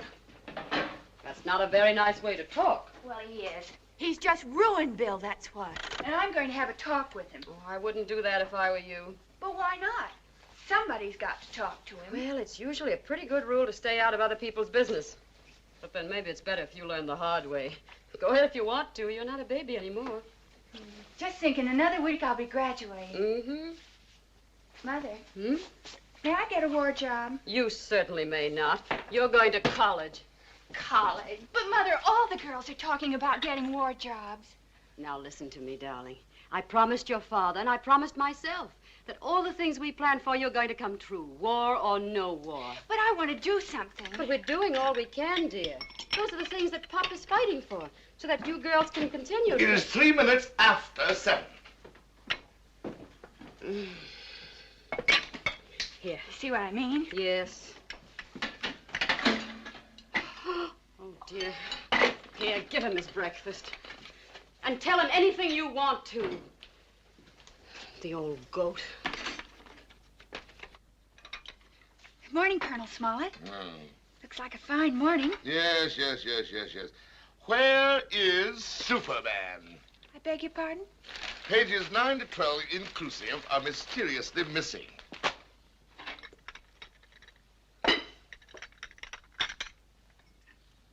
Where's the other one? Brig? Oh, it's a little early for her. The other egg. Oh, that's the only one we have. There's getting to be sort of a shortage. I guess the hens are busy with war work.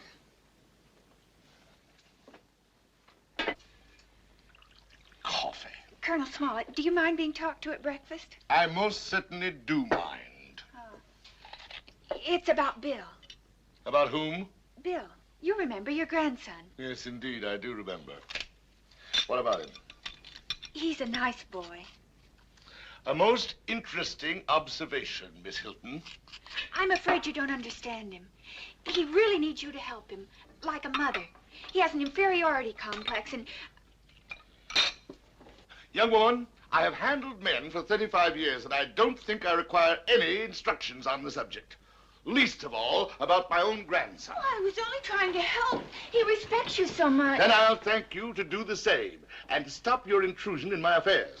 If you only knew the first thing about psychology, you'd know better than to try to browbeat him. Colonel Smollett, if you'd only listen.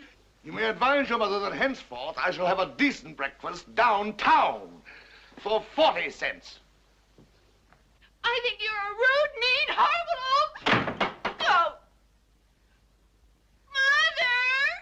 Oh, beautiful for spacious skies, for amber waves of grain, for purple mountains' majesty, above the fruited plain.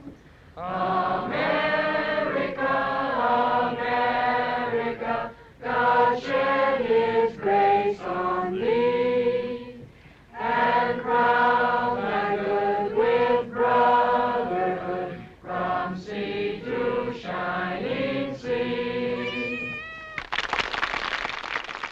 It is now my pleasure to introduce the class president, Miss Becky Anderson. Class president, class pinup girl. I heard all about how she got elected. Oh, that's not fair, Brig. Becky's a very bright girl. She most certainly is. I should say that Becky's one of the brightest and one of the most attractive girls in this town. Oh, I wouldn't go so far as to say that. No, ma'am. Ladies and gentlemen, honored guests, my subject for this occasion is women's place in the war.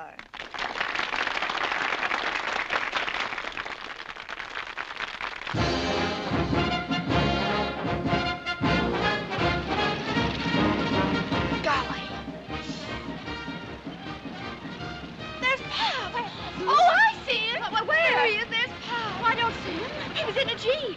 Oh, you imagined it. No, honestly. Yes, Mother, really, it was Pop. Oh, why did I have to fall asleep after staying awake all through that double feature? I know what we can do, Mother. Let's wait and see it again. Quiet. Be quiet yourself. I beg you. Mr. Mahoney. Oh, good evening, Miss Hill. Sit down. I'm sorry. How are you, Mr. Mahoney? Oh, I'm fine, thank you. Hello, girls. Good evening, Mr. Mahoney.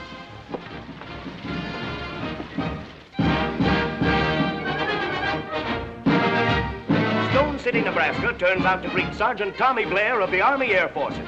Tommy, seated between his proud father and mother, joyfully receives the plaudits of his hometown. You say it's animal? That's right. And its home is in the Middle West. Mm-hmm. And it makes a noise like a lion, but it puffs like a locomotive. Hmm? Better give up. You agreed if you hadn't guessed it by the time we got home. Oh, I know. It's soda. Oh, no. Brigg guessed that long ago. All right, I give up. It's Colonel Smollett, silly. Oh, Mother. What's that? Mother, what do we do? Is he dead?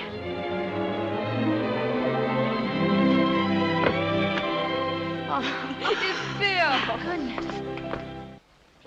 Bill Smollett, what were you doing there? Well, the poor boy was just guarding the house, weren't you, Bill? I guess I just dozed off. You scared us all half to death. Oh, gee, I'm sorry. Won't you come in for a moment? But mind you, just for a moment. Jane has to get to bed. Mother, may Bill and I take a walk for just 5 minutes or so? All right, Jane, make it 10 minutes. But remember, that doesn't mean an hour. Thank you, Mother. Good night, Miss Hilton, and thanks. Good night, Bill.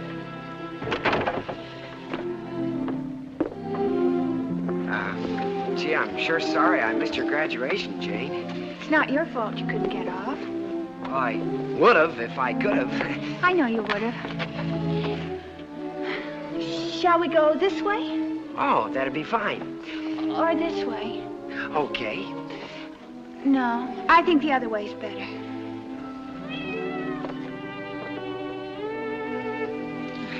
How are things out at the field? Oh, they're fine, thank you. How's everything with you? Oh, just fine. I want to get a war job, but Mother won't let me. Well, I think she's right. You ought to stay home. No, it isn't that at all. Mother wants me to go to college. Oh. Oh, gee, that'd take 4 years, wouldn't it? If I go. You don't want to go? No, it's so silly. If I were 3 or 4 years older, I could be a waif. Or a whack. Or a nurse, that's what I'd rather be most, a nurse. That'd be swell if I was wounded. You shouldn't say such things. I won't be wounded. I'll be killed. Bill. Oh, Jane, would you care? Well, of course I'd care, silly. Oh, Jane, that'd be fine. I'd be fine about it. Well, I thought that if... Well, what I mean is I would be glad if you were sorry if I were killed. What good would that do if you were dead? Yeah, I guess you're right. I don't ever want to hear you talk like that again. Okay. I'm sure sorry I missed your graduation. Jane! Well, the 10 minutes aren't up yet. Jane! Jane! What's the matter? It's a wire from Pop. From Pop? Is anything wrong? He's going to be someplace for an hour between trains and wants us to meet him there. Hurry, where? I don't know, but hurry. You have to get a train.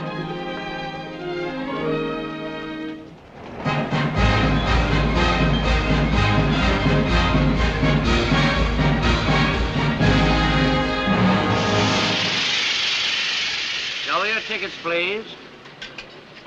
Did I get your ticket? Oh, yes. My daughters are back there. If we keep stopping like this, I'll miss the biggest deal of my life. Well, I'm in no hurry. I've got plenty of time from now on. Tickets, please. Oh, yes, I got yours before. My husband's never even seen the baby. Hmm? Did I get your ticket? My mother has it. Oh, yes. I think babies are just about the cutest things there are. What's his name? Dwight Eisenhower O'Brien.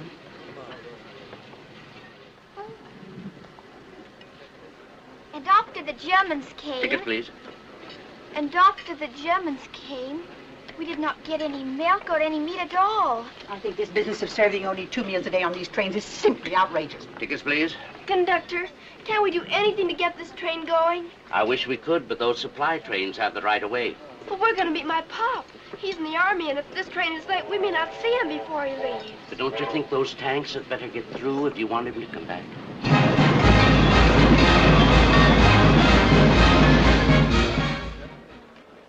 Captain Hilton! Captain Timothy Hilton! Captain Hilton! Well, he said the lobby. Sorry, ma'am. He didn't answer the page. Well, I can't imagine. Oh, here. What do we do? We're so late. Thank you. Thank you, ma'am. Sorry, there's nothing available until October.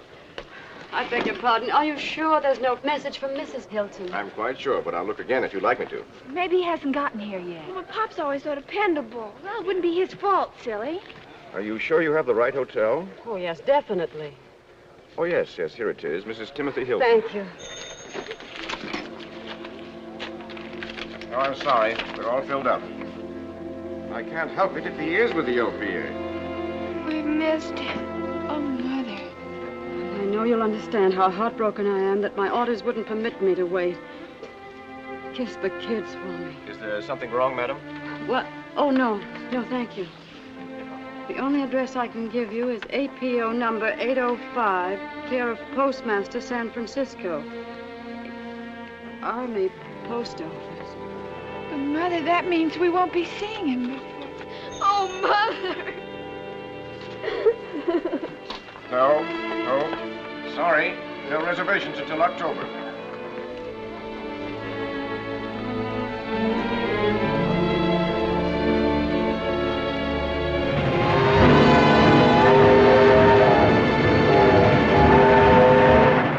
When I come back, we'll live a life of ease.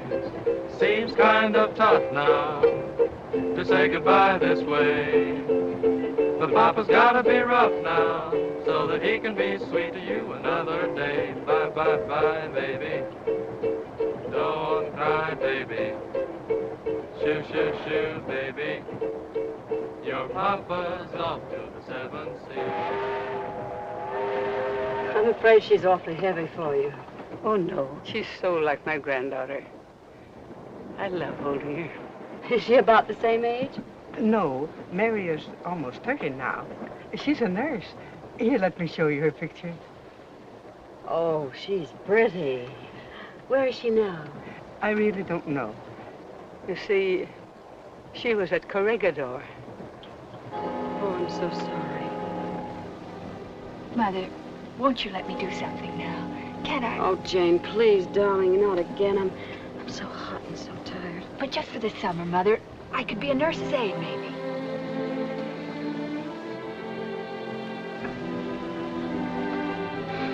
All right, Jane. Oh, gee, Mother, that's swell. But remember now, just for the summer. I embrace the code of a nurse's aide. I will do everything in my power to bring comfort to the ailing and the wounded, of whatever color, race, or creed. I will accept no compensation and seek no reward. And I will hold as a sacred trust the symbol of mercy which I wear, the Red Cross. Tell Jane I'm proud of my little Florence Nightingale. And she must hold the thought that next summer, or the summer after that, we'll be boating again on the lake. The summer after that.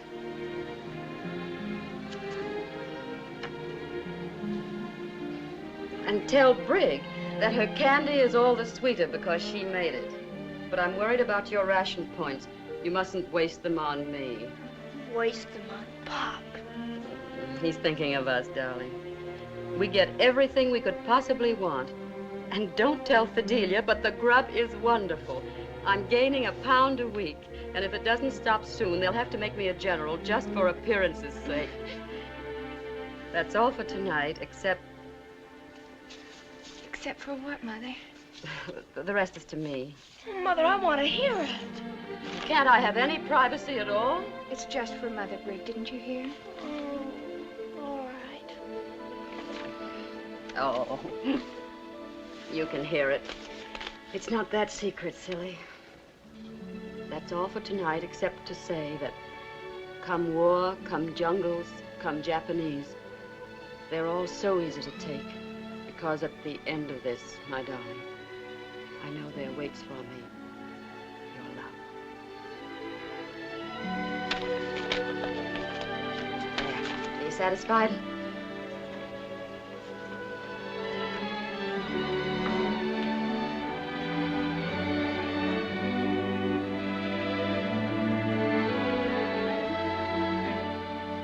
Go to my room, Mother. Oh, I thought we were all going to try out those new hairdos from Vogue tonight. Would you mind if we didn't? There's a pamphlet on... I want to study on third-degree burns. All right, darling.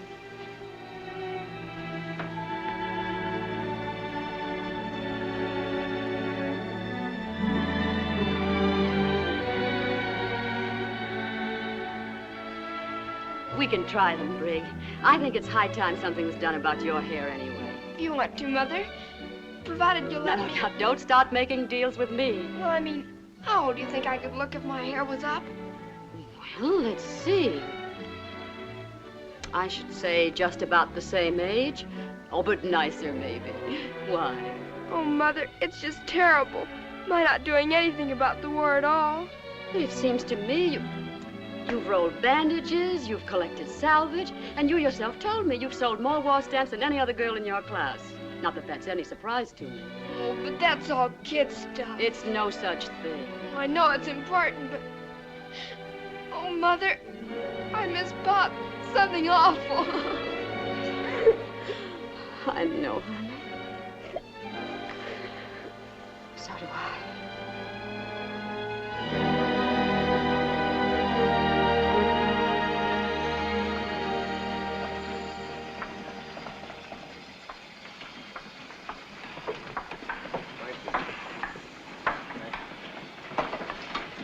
Thanks, Toots.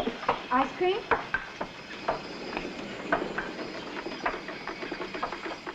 Ice cream again? Sure wish I had some watermelon. Now, you men watch Joe carefully. All it is learning how to walk again.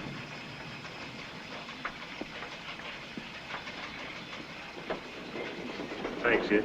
Hey, got any Tutti Frutti? Sorry. We only have vanilla. Oh, gee, we never have no Tutti Frutti.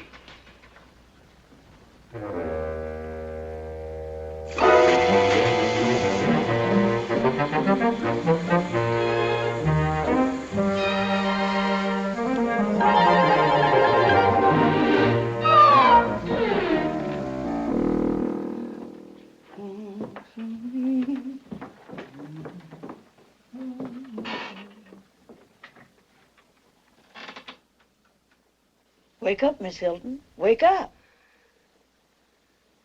What is it? It's most time for dinner. Wake up.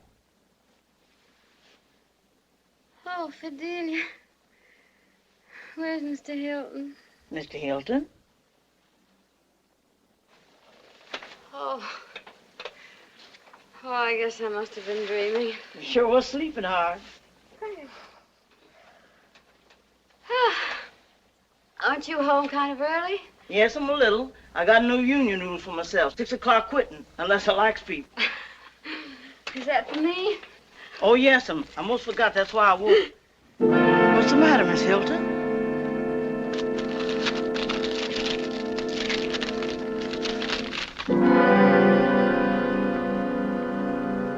Oh.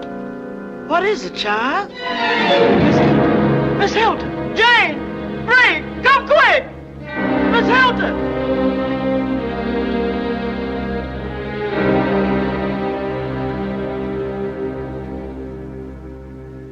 I pray the Lord my soul to take. And God bless Pop and Mother and Jane and Fidelia and Uncle Tony and Soda.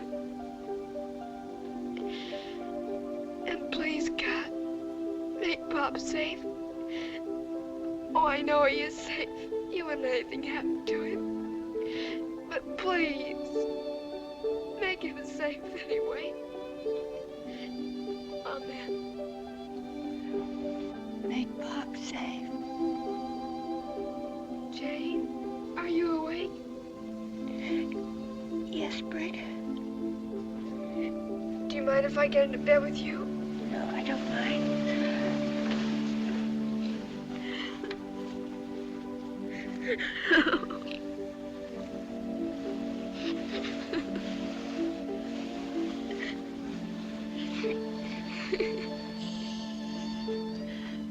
Don't let Mother hear you.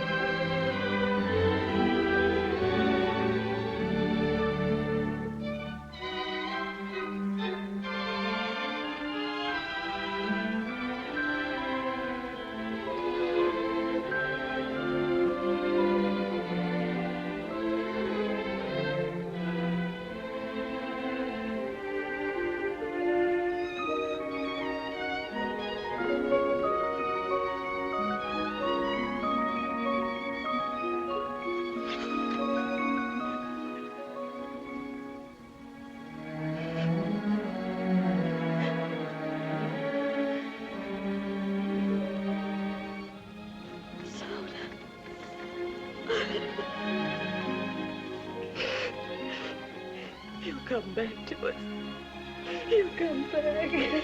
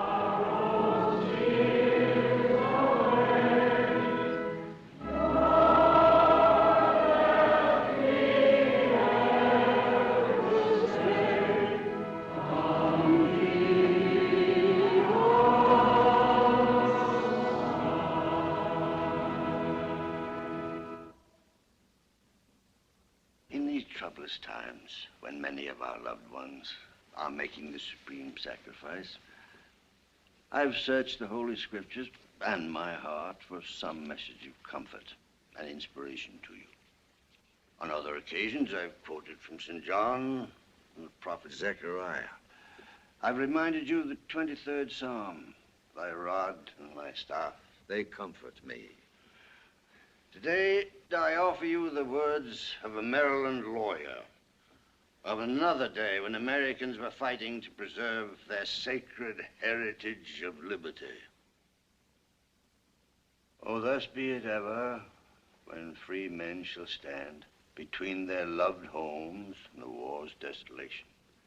Blessed with victory and peace, may the heaven-rescued land praise the power that hath made and preserved this nation. Then conquer we must, when our cause it is just, and this be our motto: in God is our trust. Now, those words have become the last stanza of our national anthem.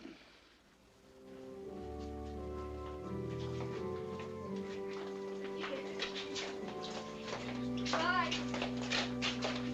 Hey, you know what? What? Gladys' stepfather is 4F. Oh, Anne? Jameson's a nice old duffer, but I don't know why we have to have all that flag waving. Well, how's everything going with you, Emily? Still having a good time, I hope. Oh, you know me. Carry on is my motto, come what may. Yes, Emily, you're one woman who can be depended upon to maintain her standards in these times. Well, thank you, dear. Hello, Mary. Hello, Anne. I was so sorry to hear about Thank you. I've been meaning to call you, Anne. Really, I have. I just heard the other day about Tim. I'm terribly sorry. Thank you, Emily. But you mustn't give up hope. C'est la guerre. By the way, that's a very cute frock you're wearing. I remember admiring it last year. No, the year before last. Really? Oh, but then, of course, you never were much interested in clothes. Well, I must run along now. Goodbye, girls. Goodbye, Goodbye, Mrs. Mrs. Hawkins. I don't like the way Jane's looking. Oh, and dear, if you run into difficulties about your food, I have a cold storage pantry all to myself, just filled with goodies. Thank you, Emily. We do beautifully on our points. Well, if everybody had my foresight, there just wouldn't be any shortages the way I look at it. Well, goodbye, dear. Give me a ring sometime. And, oh, I am so sorry about Tim, but he may turn up yet, you know. Yes, you never can tell. Goodbye, Emily. What are we going to do this afternoon? Can I see anything? Mother, could we go to the movies? How do you feel about it, Jane? That child, can't she do anything but hiss? I'll go see what she wants. There's a wonderful concert today in the park. The last of the season. Or does the idea of listening to music bore the two of you? Well, the fact of the matter is... Well, yeah, I think a concert sounds like a good idea. Don't you think so, Jane? Well, I don't know, Bill. If you feel like some music. Or would you, by some remote chance, like to be alone with each other this afternoon? Oh, no, Mother, Mrs. Hilton, honestly, really? but we thought it might be nice if we went out to the country for the day. Mother, would you mind if I went over to Gladys's for lunch and stayed the afternoon? Darling, no, you run along if you want to. Thanks, Mother. And see if you can teach her some semaphores. Bye, Bill. Bye, Ray. You see, Mother, Bill's leaving tonight. He's been transferred to, what do you call it, Bill? A staging area.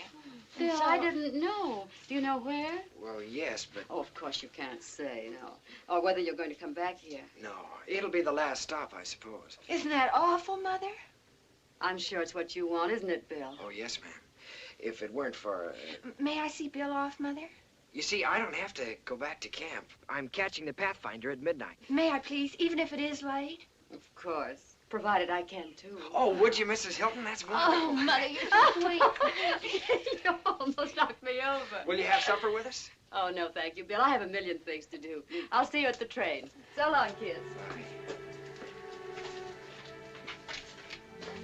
Gee, she's nice. She's so lonely, Bill. Yeah, I know.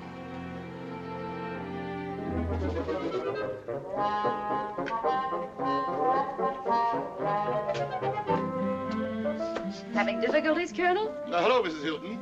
Do you by any chance know where I might get some shoe polish that isn't made of old sausage? Wish I could get some sausage that isn't made of old shoe polish. Speaking of sausage, could I fix you a little cold lunch? Well, that would be very nice. Very nice indeed. I had intended going downtown as usual, but I was a bit tired. You mean you haven't had any breakfast? I know. The fact of the matter is, I don't like breakfast on Sundays. But why not? Oh, I see.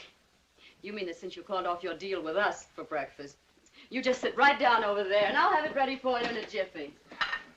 This is kind of you. I'd better clean up a bit. Why don't you do it right here? Thank you. I'm very sorry I had that little run-in with your daughter. Jane? Oh, it was her fault, I'm afraid. That may be, but there's no excuse for my own boorishness. Let's forget it, shall we? Salad and milk? Fine, fine, anything. Mrs. Hilton. Yes? I would like to say that I admire very much the manner in which you've taken the recent news about your husband. Well, I'm afraid that underneath I'm perhaps not quite so courageous. Then it's all the more admirable. Fortitude is easy when there is no feeling. Aren't you having something? No, thank you. I'm not hungry. Colonel, may I say something? Anything. I think it's a pity about you and Bill. He's a wonderful boy, I can tell you that. And he's so hungry for affection. He's like a lonely puppy. Time he got over his puppyhood, I should say. Bill's going to be a splendid man. Perhaps, perhaps. Blood may tell in the end. He's leaving tonight. Going into combat duty, I imagine. Is that so? Jane and he are spending the day together. Then he's taking the Pathfinder at midnight. I have an engagement tonight. Oh, that's too bad.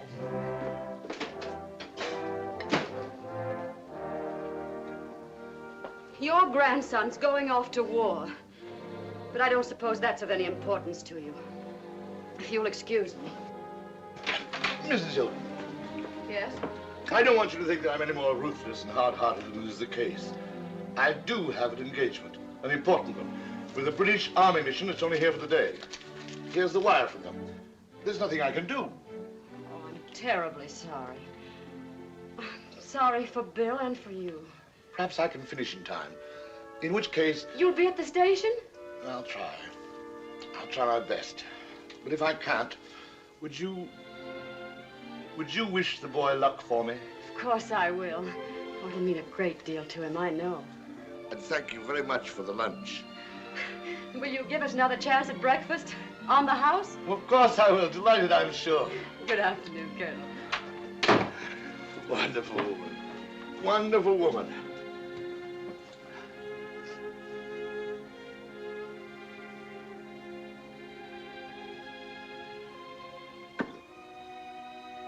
Was a farmer, had a daughter, and her name was Clementine. Like she was and like a fairy, and her shoes were number 9.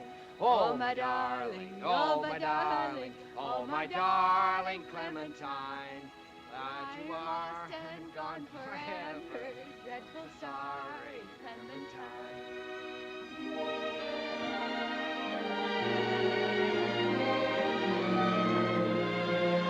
I was just thinking how much fun it would be to stay out here always. Just like this. Just the two of us. Oh, Bill, if we only could.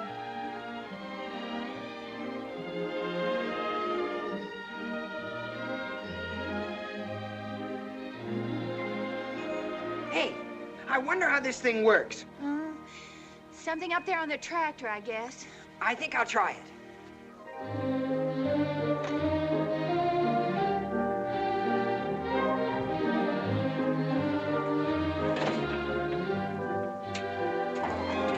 Hey, this looks like a cinch. Sit tight and I'll give you a ride. Oh, Bill, be careful.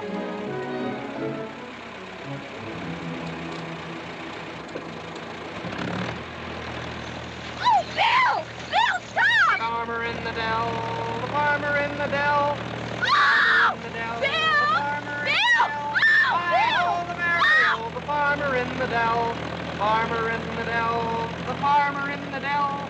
Mighty old Mary, oh, the farmer in the dell.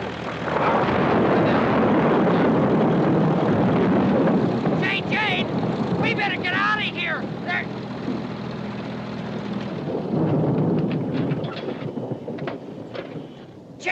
Jane, where are you? Jane! I'm right here, you darn fool. Oh, Jane, I'm sorry. What happened?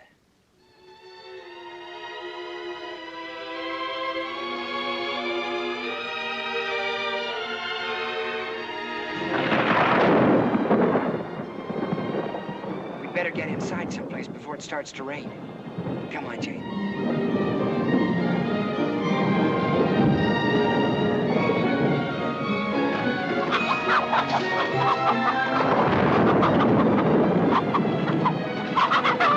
Oh, boy, we certainly made that just in time. Ho-ho! How'll we get home if this keeps up? Must be almost 7 o'clock.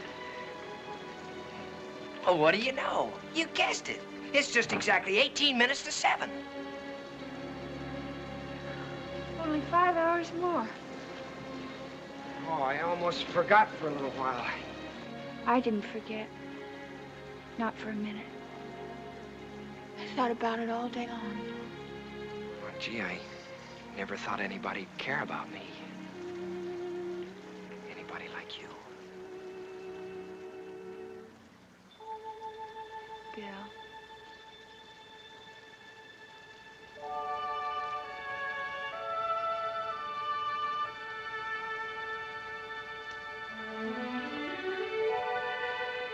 Oh, Jane, I don't want to leave you. Won't be for long, darling. Might be for months or years, maybe. Doesn't matter. I'll be thinking about you all the time. Someday the war will be over. Then we can be...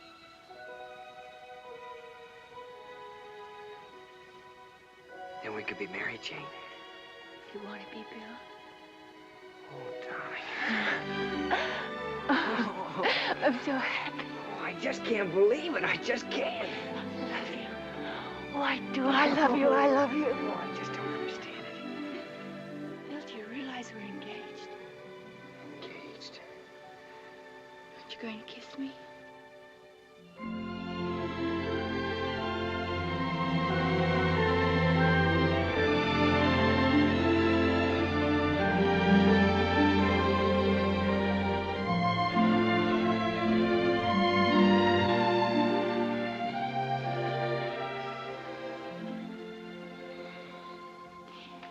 There's just one thing I want more than anything else in the world. And what's that? I want you and Pop to meet and no one or nothing. I hope he'll like me. How could he help liking you? Billy's so sweet, so good, so handsome. Handsome? Oh, I love your face. It's the cutest face I've ever seen. Cute? That's a fine thing to say to me. And you're such a baby.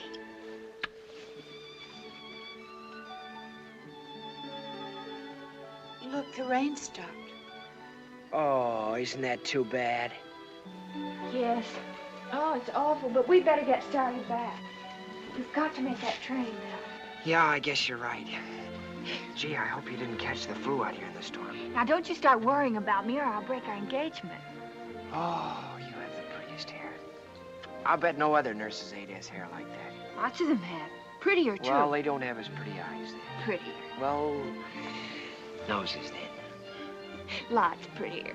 I don't believe it. Well, I'll tell you one thing they don't have. What? They don't have anybody as precious as you to take them out to the country. Come on, let's go.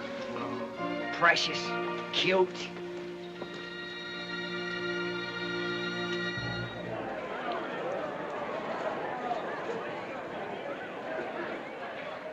New York Central Train number 2, the Pathfinder, leaving at 12:01 for Buffalo, Rochester, Syracuse, Utica, Albany, and New York on track number 4.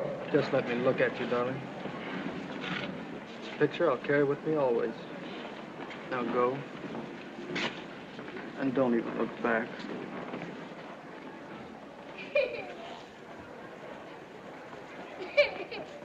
Look at the nice apple Daddy got you.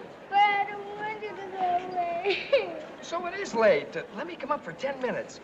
I'm sorry, Mom. I've only got 5 minutes. My furlough was canceled. I swear I can't tell any difference between it and butter. Hello. My mommy's a sergeant. No fooling. Sollst nicht vergessen zu schreiben, mehr offen, und sollst nicht vergessen, South and the Winkelstock. I won't forget, Bobby. What's a good excuse for being AWOL? Agnes, look, on that dang nylon. Now go, honey. And don't even look back.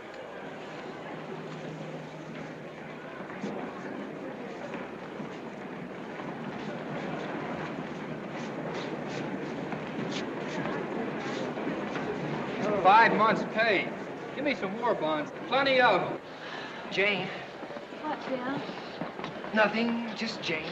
Silly. Suits me if they tax me 100%. Oh, yeah? I was just thinking. So was I. What if there's some place where we can go free where we don't have to dance with hostesses? In 15 minutes, you'll be gone. I know. I'll meet you in New York. You will? And we'll get married, and I'll have a baby. Oh, boy, that sounds wonderful. We'll get married and I'll have a baby. We'll do it the day the war's over. No, I mean tomorrow. Or Tuesday. Oh, gee, Jane, we couldn't do that. Yes, we could and we will. You could and you will what? Now, don't tell me you two are having an argument. Fine thing, I must say, 10 minutes before train time. Well, you see, Mother, It doesn't make any sense, Jane. What doesn't make any sense? All right, don't tell me then. Jane, would you get Bill some magazines? He doesn't need any magazines. You don't need any magazines. Well, then some newspapers or cigarettes or anything. But, Mother, why? Because I want to talk to Bill. Oh. I'll be finished by the time you get back, I promise. All right. I'm sorry to break in on these last minutes, Bill. Well, I hope you're not worried over what we were talking about, Mrs. Hilton. I told Jane... You don't have to tell me. I wanted to talk to you about your grandfather. Oh, him. The Colonel was very upset about your leaving. I could tell. How did he know I was leaving? Did you tell him? Oh, yes. I hope you don't mind. Oh, it doesn't make any difference. Not to him, it doesn't. Your grandfather loves you very deeply. Well, then why wasn't he down here to see me off? I think he'll still make it. He said he was going to try, and I believe him. Well... He said if he didn't, to wish you luck. He did? Isn't there something you want me to say to him? Well, maybe you could tell him that, well, tell him that I'm a Smollett, all right, and before this thing is over, I'll make him proud of me yet. Gee, that's a grandstand speech for you. No, it isn't. It's the very nicest gift you could give him. Bill, when you come back, we'll be waiting for you, all of us, the whole family. Oh, thanks, Mrs. Hilton. Gee, I hope Jane doesn't bring me back any mystery magazines. I can't follow them. Oh, here she is. Have you finished now, Mother?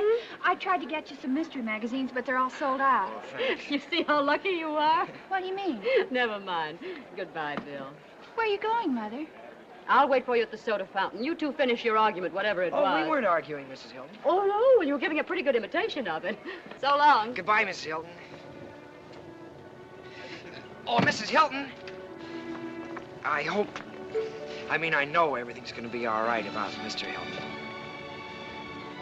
Gate number 2 now open for the Pathfinder, leaving at 12:01 a.m.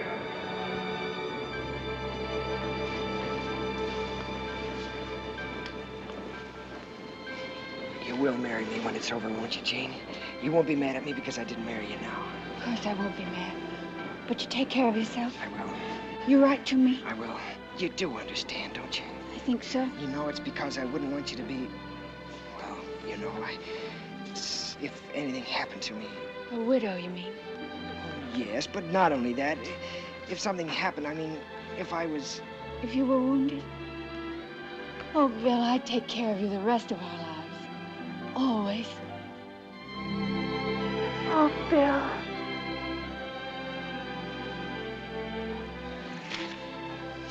Gee, we're being silly. Maybe I'll be sent to Bermuda or someplace. I don't think so. Why, Jane? Because you're going to really show them. And you know where we'll go when we're married? Where? Right up to West Point, that's where. And you'll show them your medals. Report. Better get on.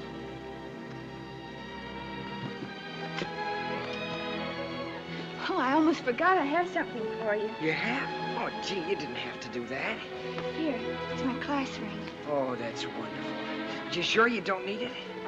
I don't know what's more important than it's being our engagement ring. Isn't it awful that I didn't get you a ring?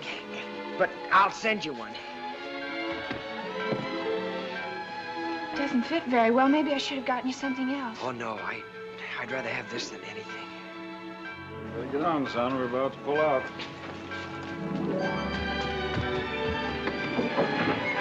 Hurry up, Sonny. Go ahead, Bill.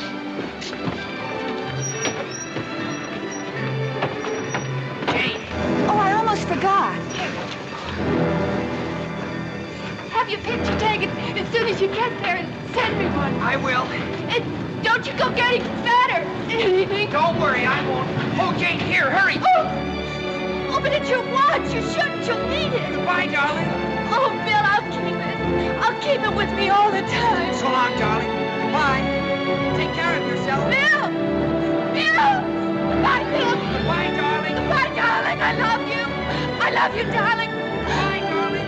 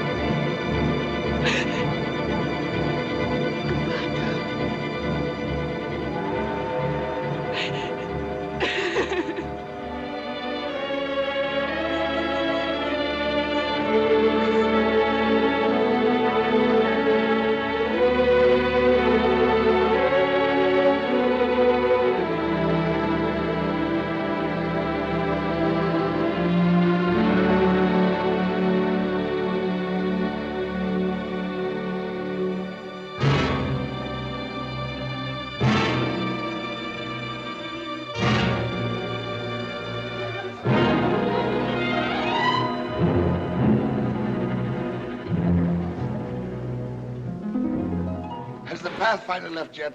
Yes, sir. Right on time.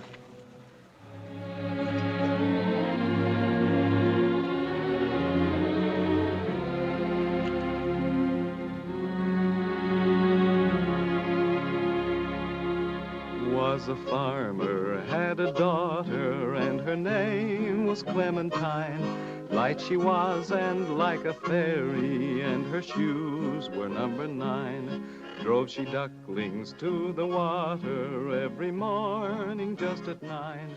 Hit her foot against a splinter, fell into the foaming brine. Oh, my darling, oh, my darling, oh, my darling Clementine. You are lost and gone forever, dreadful sorry Clementine, dreadful sorry Clementine.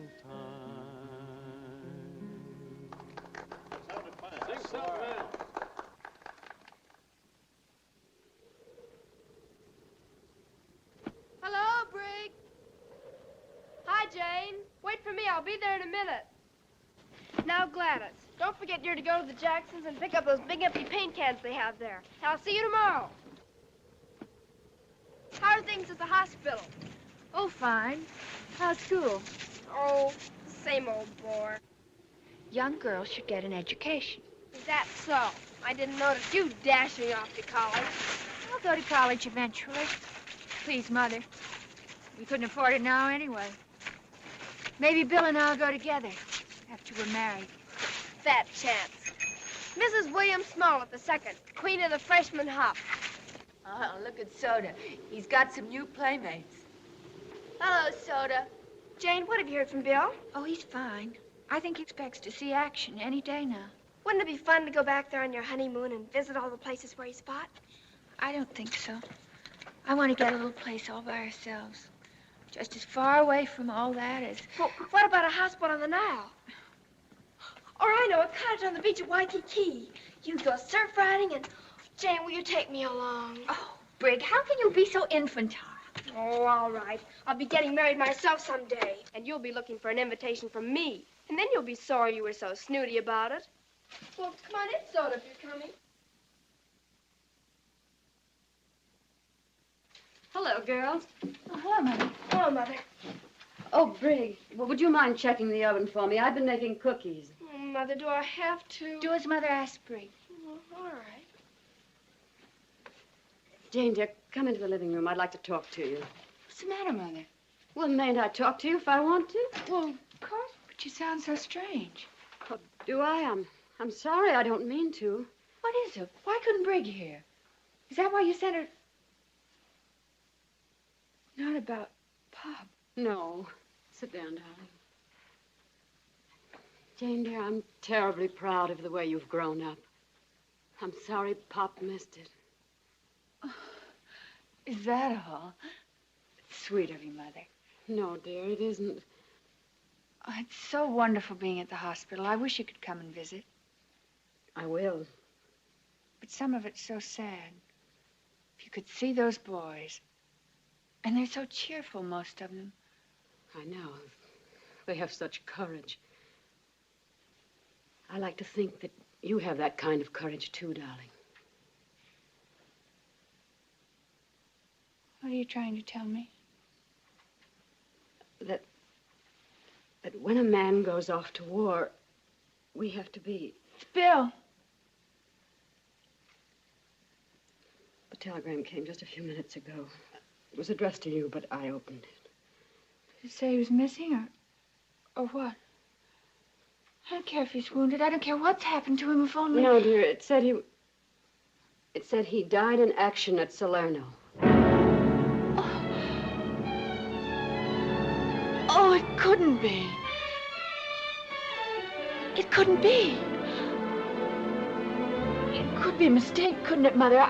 I've heard that sometimes they get the names mixed up. No, honey, you mustn't fool yourself. That would be the worst thing of all. You've got to face it, as hard and cruel as it is. Yes, I know. I've known it all along. Oh, Mother. Cry, darling. Cry your heart out.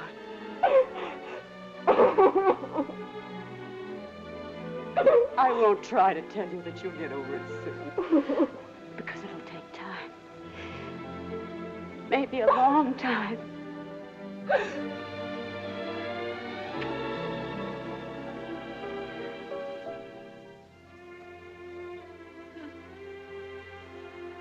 No, I won't cry. A wonderful boy loved you, Jane. That doesn't happen to everybody. But I had him, oh, such a little while.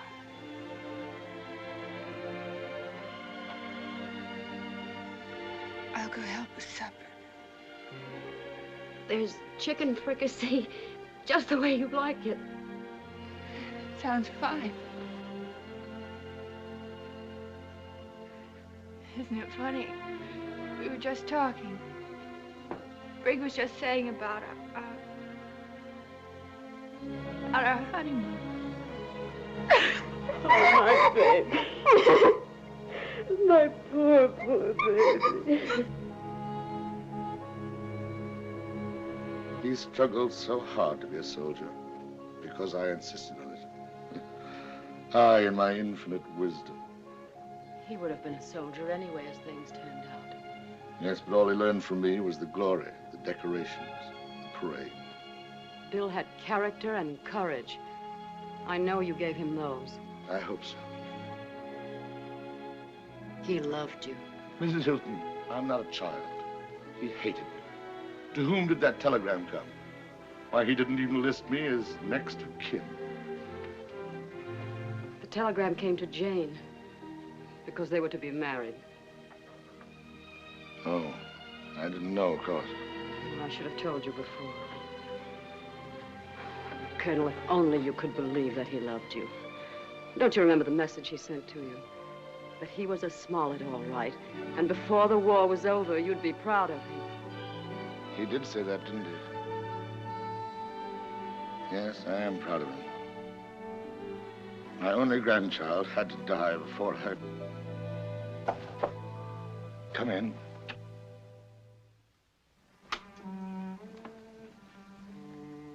Good evening, Colonel Smollett. Good evening, Jane. Come in, please. I thought perhaps I could bring you a little supper. I thank you. That's most thoughtful of you. I'm awfully sorry about... Would you like to have this?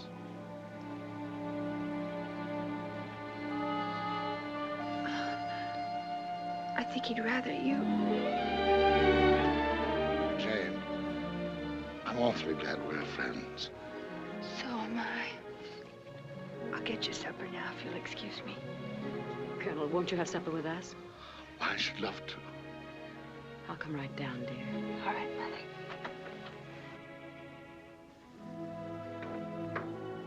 And I might have had that wonderful child as a granddaughter. Bill was fortunate to have known her. Bill deserved her. He was such a good boy. Yes, I dare say. The good die first, and they whose hearts are dry as summer dust burn to the socket.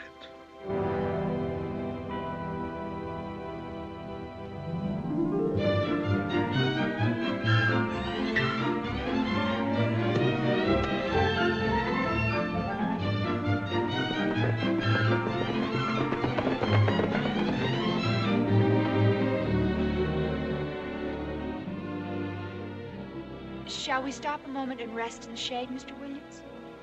I can't imagine anything more pleasant than being out here, can you? Or do you miss the water? I love to sail myself, so I can understand it if you do. I hate it. I never want to see the ocean again. Would it help you to talk about it? I hate the ocean. Of course you do, I understand. It's almost time for your lunch. Dr. Golden will be awfully angry with me if you're late. He's taken a great interest in you, you know.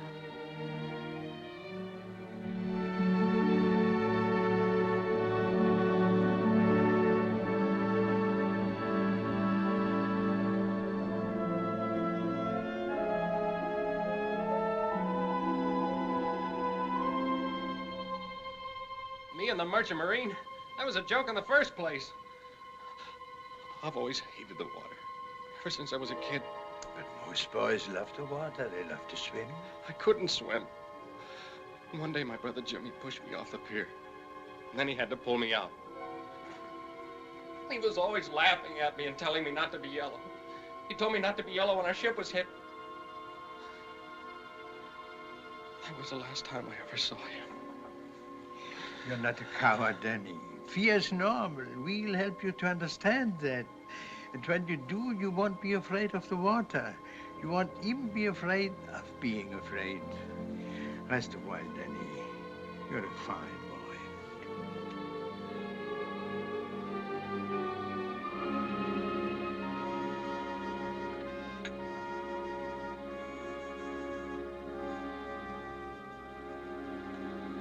I'm sorry to have interrupted you, Dr. Golden, but I was instructed to get the patient to bed. It's all right. He's had quite enough for one day. Doctor, will Mr. Williams be all right? In time. These fine young men, they must have another chance at life. And we must work to give it to them. His burns seem almost healed. Yes, his burns, but the more serious injury, that, I'm afraid, will take more time. The injury to his mind? Is that what you mean? No, not to his mind. To his confidence in himself and in others.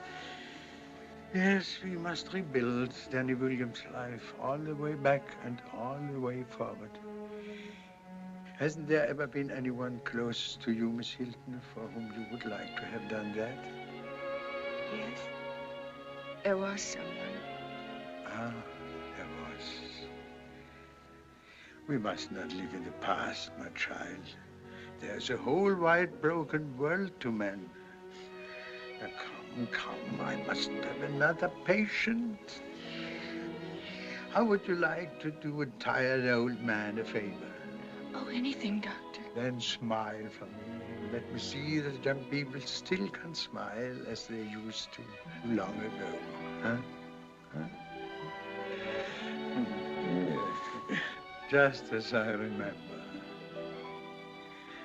Good night, my child.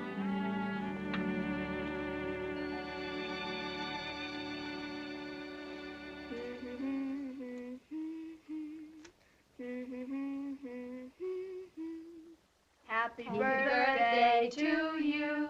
Happy birthday to you. Happy birthday, dear Colonel. Colonel. Happy birthday to you.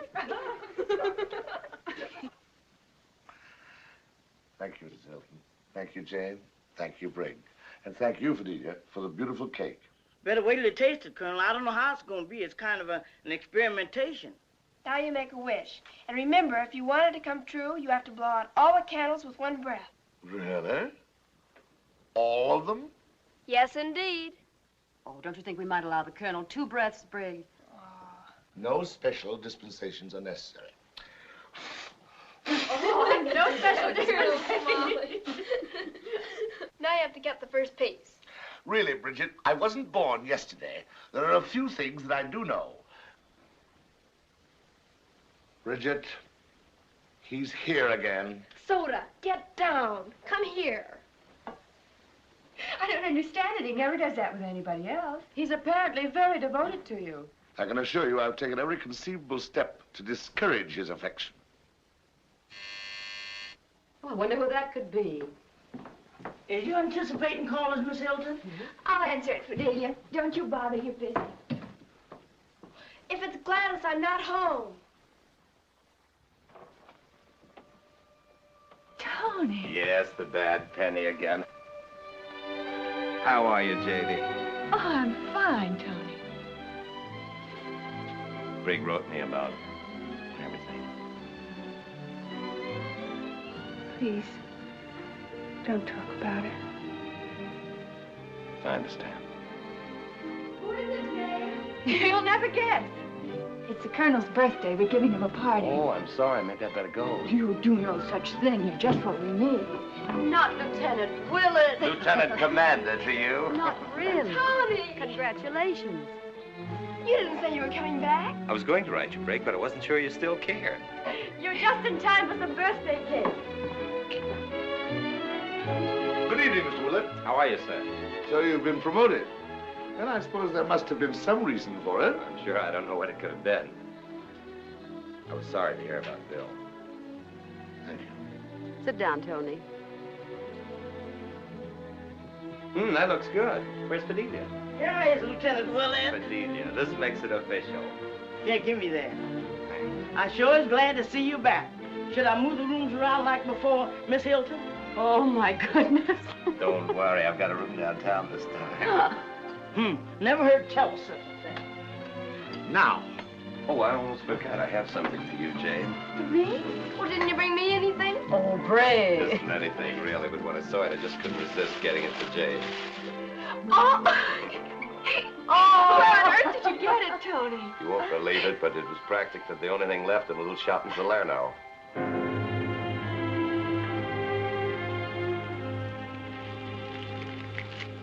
I'm sorry, Jane. I didn't know where. Well, isn't anybody interested in this cake? Oh, by the way, Fidelia, just what was the experimentation you referred to in connection with this cake? I tried something new. I bought it. Now, you can clearly see there's nothing in the handkerchief, correct? Nothing at all that meets the human eye. I'll show you both sides, so you'll be sure I'm not holding back anything. Correct, Brigg? Well, I suppose there's something there, all right, but I'll play along. How about you, sir? It's clear there's nothing in that handkerchief. You don't need to labor the point further. Tiresome, isn't it? Watch. Presto, changeo. I get it. I think I'd like to learn that trick, Mr. Willett. Might amuse some of the dodos down at the Army and Navy Club. I'd be honored, sir. Good evening, Brigg. Oh, hello, Is your Mrs. mother at home? Hawkins. Yes, Mother's home. That sounds like your favorite woman. Mrs. Hawkins, that voice has haunted me all the way across the Atlantic. Hello, Emily. I haven't seen you in Hello, ages. Ann, dear. Good evening, Lieutenant Willett. I didn't know you were back in town. Oh, yes. I've learned a new trick. The Navy thought I ought to bring it home. You know, for purposes of morale. I thought you already knew all the tricks, Lieutenant. Touché, as we used to say in Minneapolis.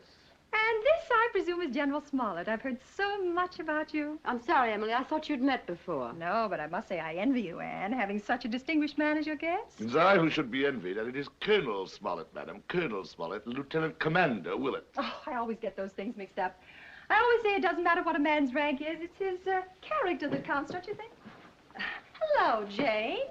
What's this I hear about you working at the hospital? I'm a nurse's aide.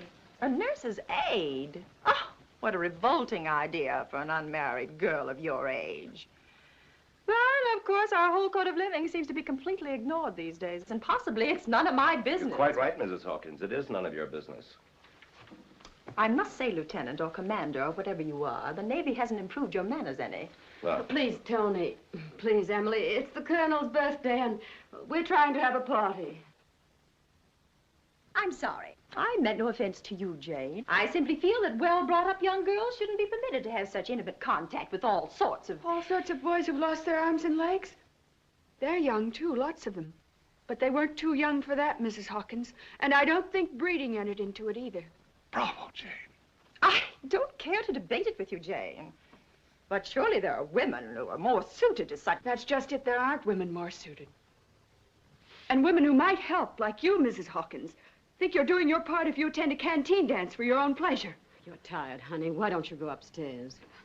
Yes, Mother. But there's just one or two more things I want to say. Come on, darling. She's not worth it. We're not V-girls. We're simply helping with the wreckage. All right, let's go play with our dolls. Don't worry, Mrs. Hawkins. Please don't worry if our precious, well-bred hands come in contact with those mangled bodies. We'll survive, even when they don't. Anne Hilton, what on earth has happened that you would permit a child of yours to talk that way without so much... Without so much as what? Thank heaven my child had the courage to say to you what should have been said long ago. And let me add that I'm ashamed. Ashamed that I've put up with you, that I've even known you. Well, from now on you needn't know me. But don't you think for a minute you have me fooled, Anne Hilton. I've not forgotten how you felt about your husband joining up. And may I ask, just what other noble sacrifices you've made to give you the privilege of being so self-righteous? I'm afraid that's just it, Emily. I haven't really made any sacrifices. Oh, I haven't hoarded and cheated and done all the other selfish, unpatriotic things that you've done. But as far as making sacrifices, I'm afraid we're two of a kind. And the realization of it doesn't make me very proud or happy. Well. Goodbye, Major.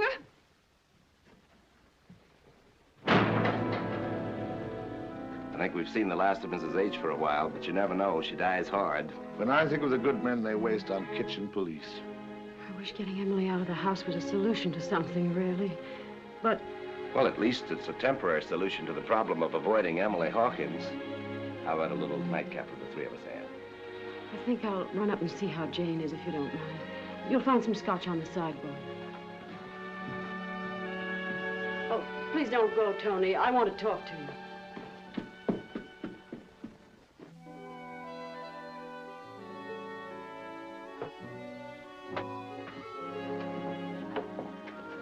Say when, Colonel? When we're fine.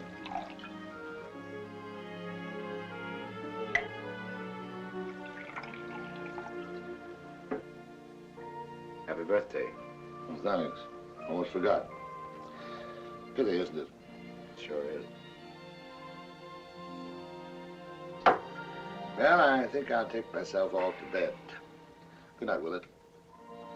I rather like you, if I may say so. Couldn't be more pleased, sir.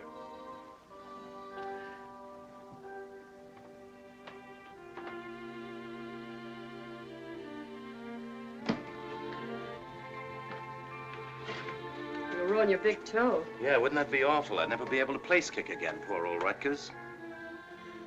Well, Tony, you didn't expect to find another front here at home, did you? But our side won victory over gas power.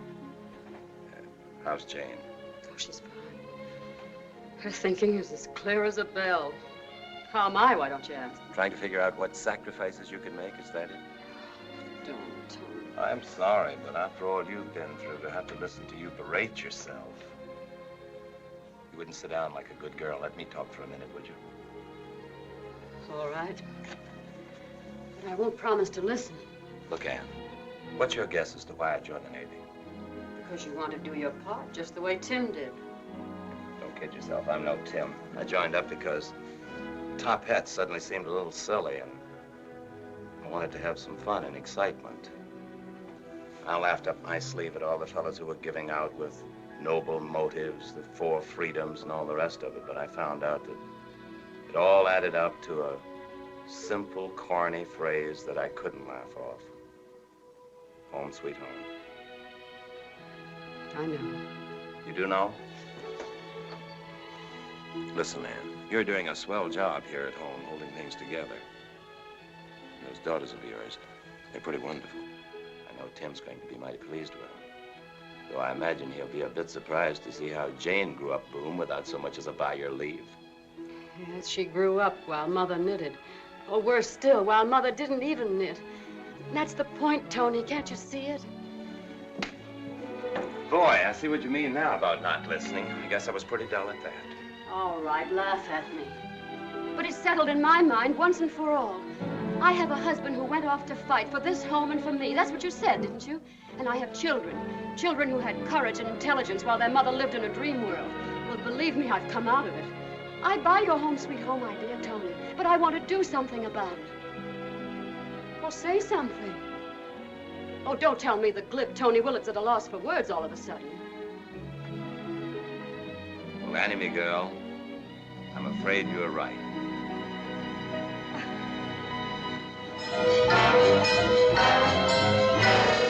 I hope you'll think I was right, too, Tim. And that someday you'll be interested in reading this diary. And I hope you won't be too shocked when you hear that I'm actually training for work in a shipyard of all places. Yes, tremendous changes have taken place in the pampered woman who is your wife. It's hard even for me to realize that I'm studying to be a lady welder. I'm doing very nicely, so it seems. Oh, Tim, I love it so. And I have such admiration for all these people. There's one woman I can't wait for you to meet. Her name is nothing like we ever heard at the country club. It's Zofia Kozlovska, and she likes me because she thinks I helped her through a most awful and tragic loneliness. I wish my little boy had lived, so he could have seen America. I used to read to him about it every night, when the shades were drawn and the sound of heavy boots marching down the street made my poor little Yanka shake until I thought his bones would crack. And then we'd pray together that God would let us go to the fairyland across the sea. If only he could have been with me the day I went all by myself to the Statue of Liberty and read what it says there for the whole world to see. Do you know it, Ann Hilton? Did you ever read it? No. I'm sorry to say I don't know it. Oh, I'll never forget it. I know it's so well here because I feel it so much here. It says, give me your tired, your poor, your huddled masses yearning to breathe free. The wretched refuse of your teeming shore. Send these, the homeless, tempest-tossed to me. I lift my lamp beside the golden door. You've helped light that lamp for me, Ann Hilton. And then, Tim, she said the most thrilling thing that has ever been said to me. She said, you are what I thought America was. What I meant when I prayed with little Yanka. And as in my own small way I help here in the shipyards, I hope I may be worthy of her words. Just as each night I pray that always I may be worthy of those other thrilling words. The first time and every time since that you've said, I love you.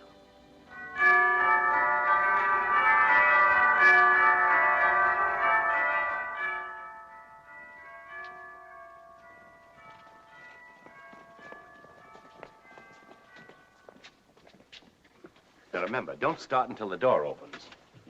When it does, let them have it. What's the matter, Bub? You look a little reluctant. It ain't that I don't trust you, but I'd like to have my money first. You've got a very suspicious nature. All set? Lieutenant Solomon, clear for action. Aye, aye, sir. Silent night, holy night, all is calm, all is bright.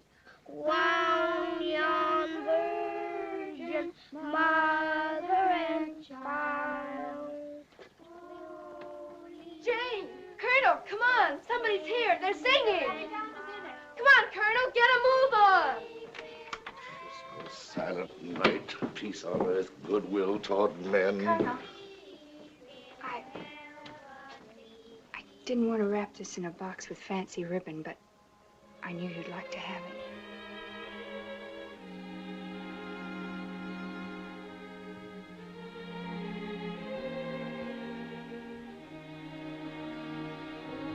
Thank you, Janie.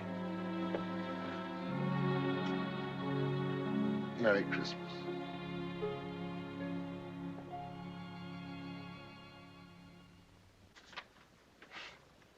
Who's next on your team?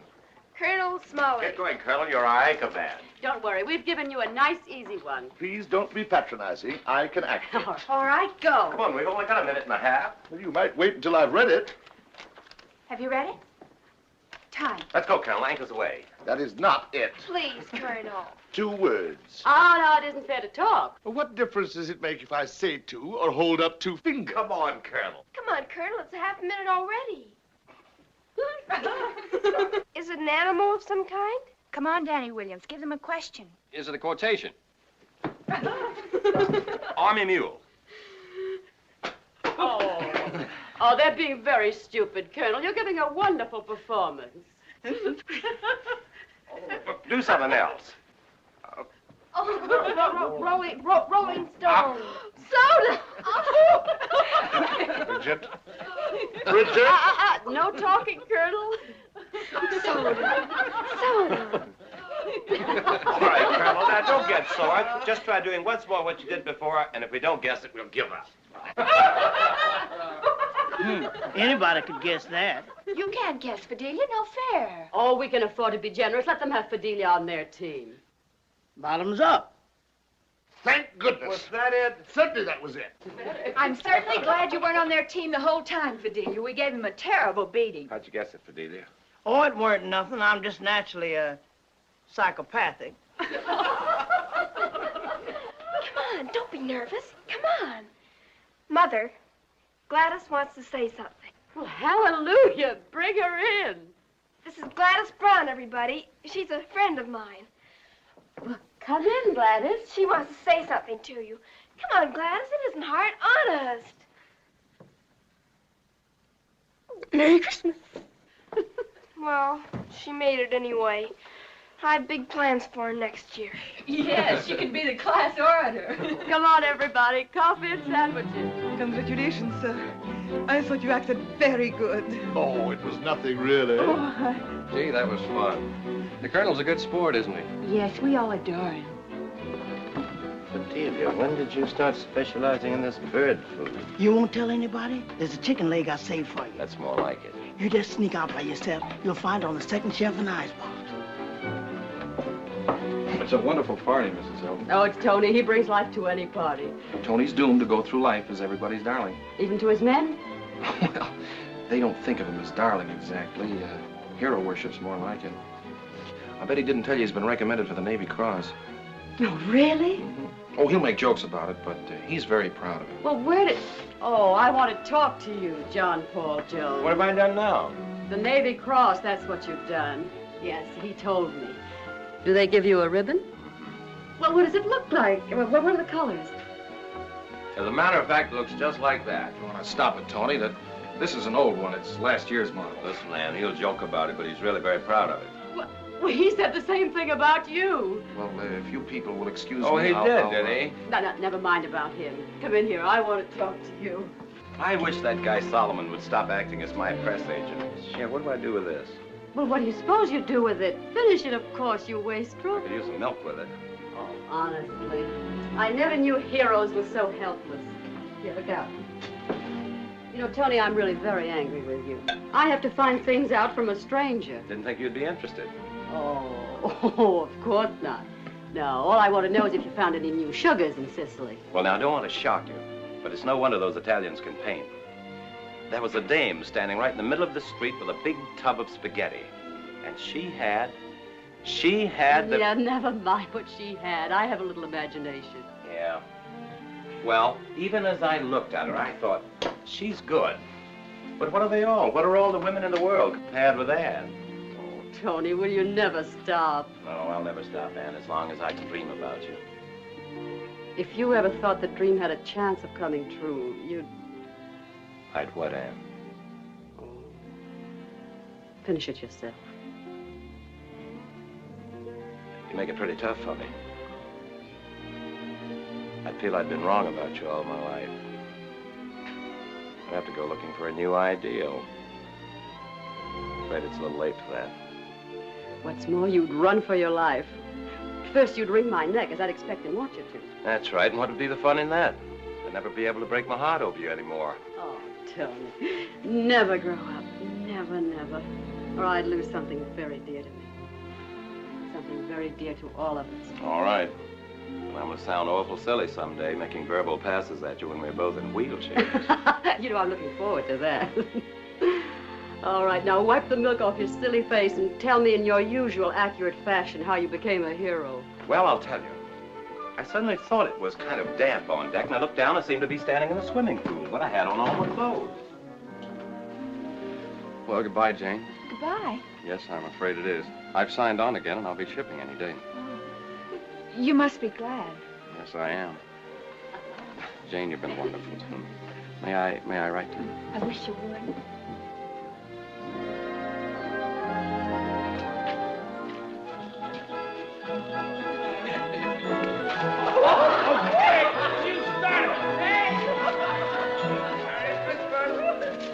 I still contend that if there had been one lone, single, solitary grain of intelligence on our entire team... Oh, Colonel, stop right where you are. What's the matter? And stop blushing. It's an old custom. Well, as I recall the custom, Mrs. Hilton, the ceremony isn't complete until everyone has participated. Thank you, Anne. I haven't had an experience like this in 45 years. Well, Merry Christmas to you all. Merry Christmas, Colonel.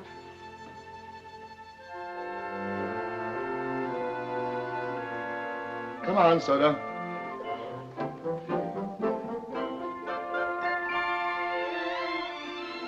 Coming up, Mother? Not for a little while, darling. I have a few things I want to do. Good night. Good night, darling. Good night, Mother.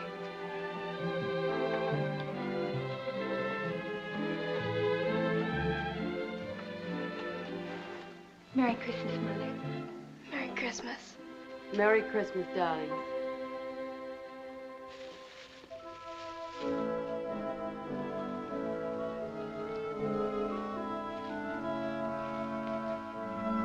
What are those, Fidelia?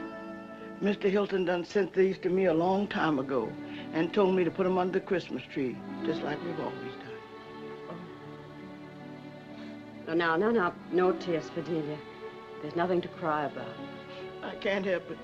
He sent me something, too. Mr. Hilton never forgot me, even when he's fighting them devils. He'll be so happy to hear that you're back on the old job again. Yes. Miss Hilton, can I confide you something? Yes, Fidelia. Briggs sent her daddy his gift just like nothing had happened. Of course she did. So did Jane. So did I. You all did that? Miss Hilton, I guess I just ain't on the right side of the Lord. I just ain't had the right kind of faith. But I will have. From now on, I'll be a true believer. And now I'm wishing you a good night, Miss Hilton. Good night, Fidelia.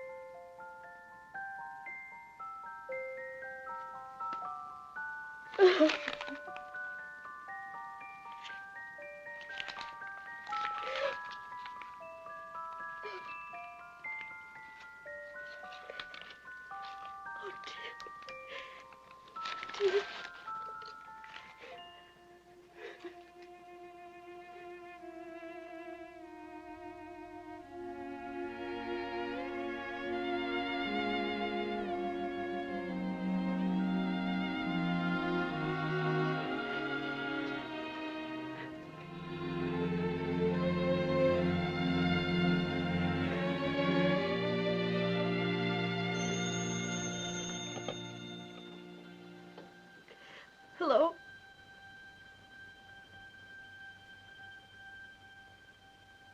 Cablegram.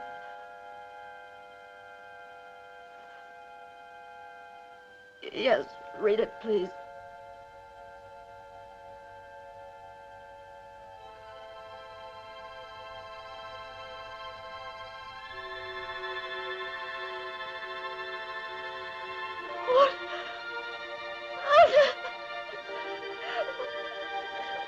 What was that? No, yes. Yes. Oh, yes, mail it to me, please. Yes, mail. Oh, free! Jane! Jane, free! It's the cable! Pop safe! Pop safe! I just got word he's coming home! He's coming home! You're coming home! No! Are you sure he's coming home?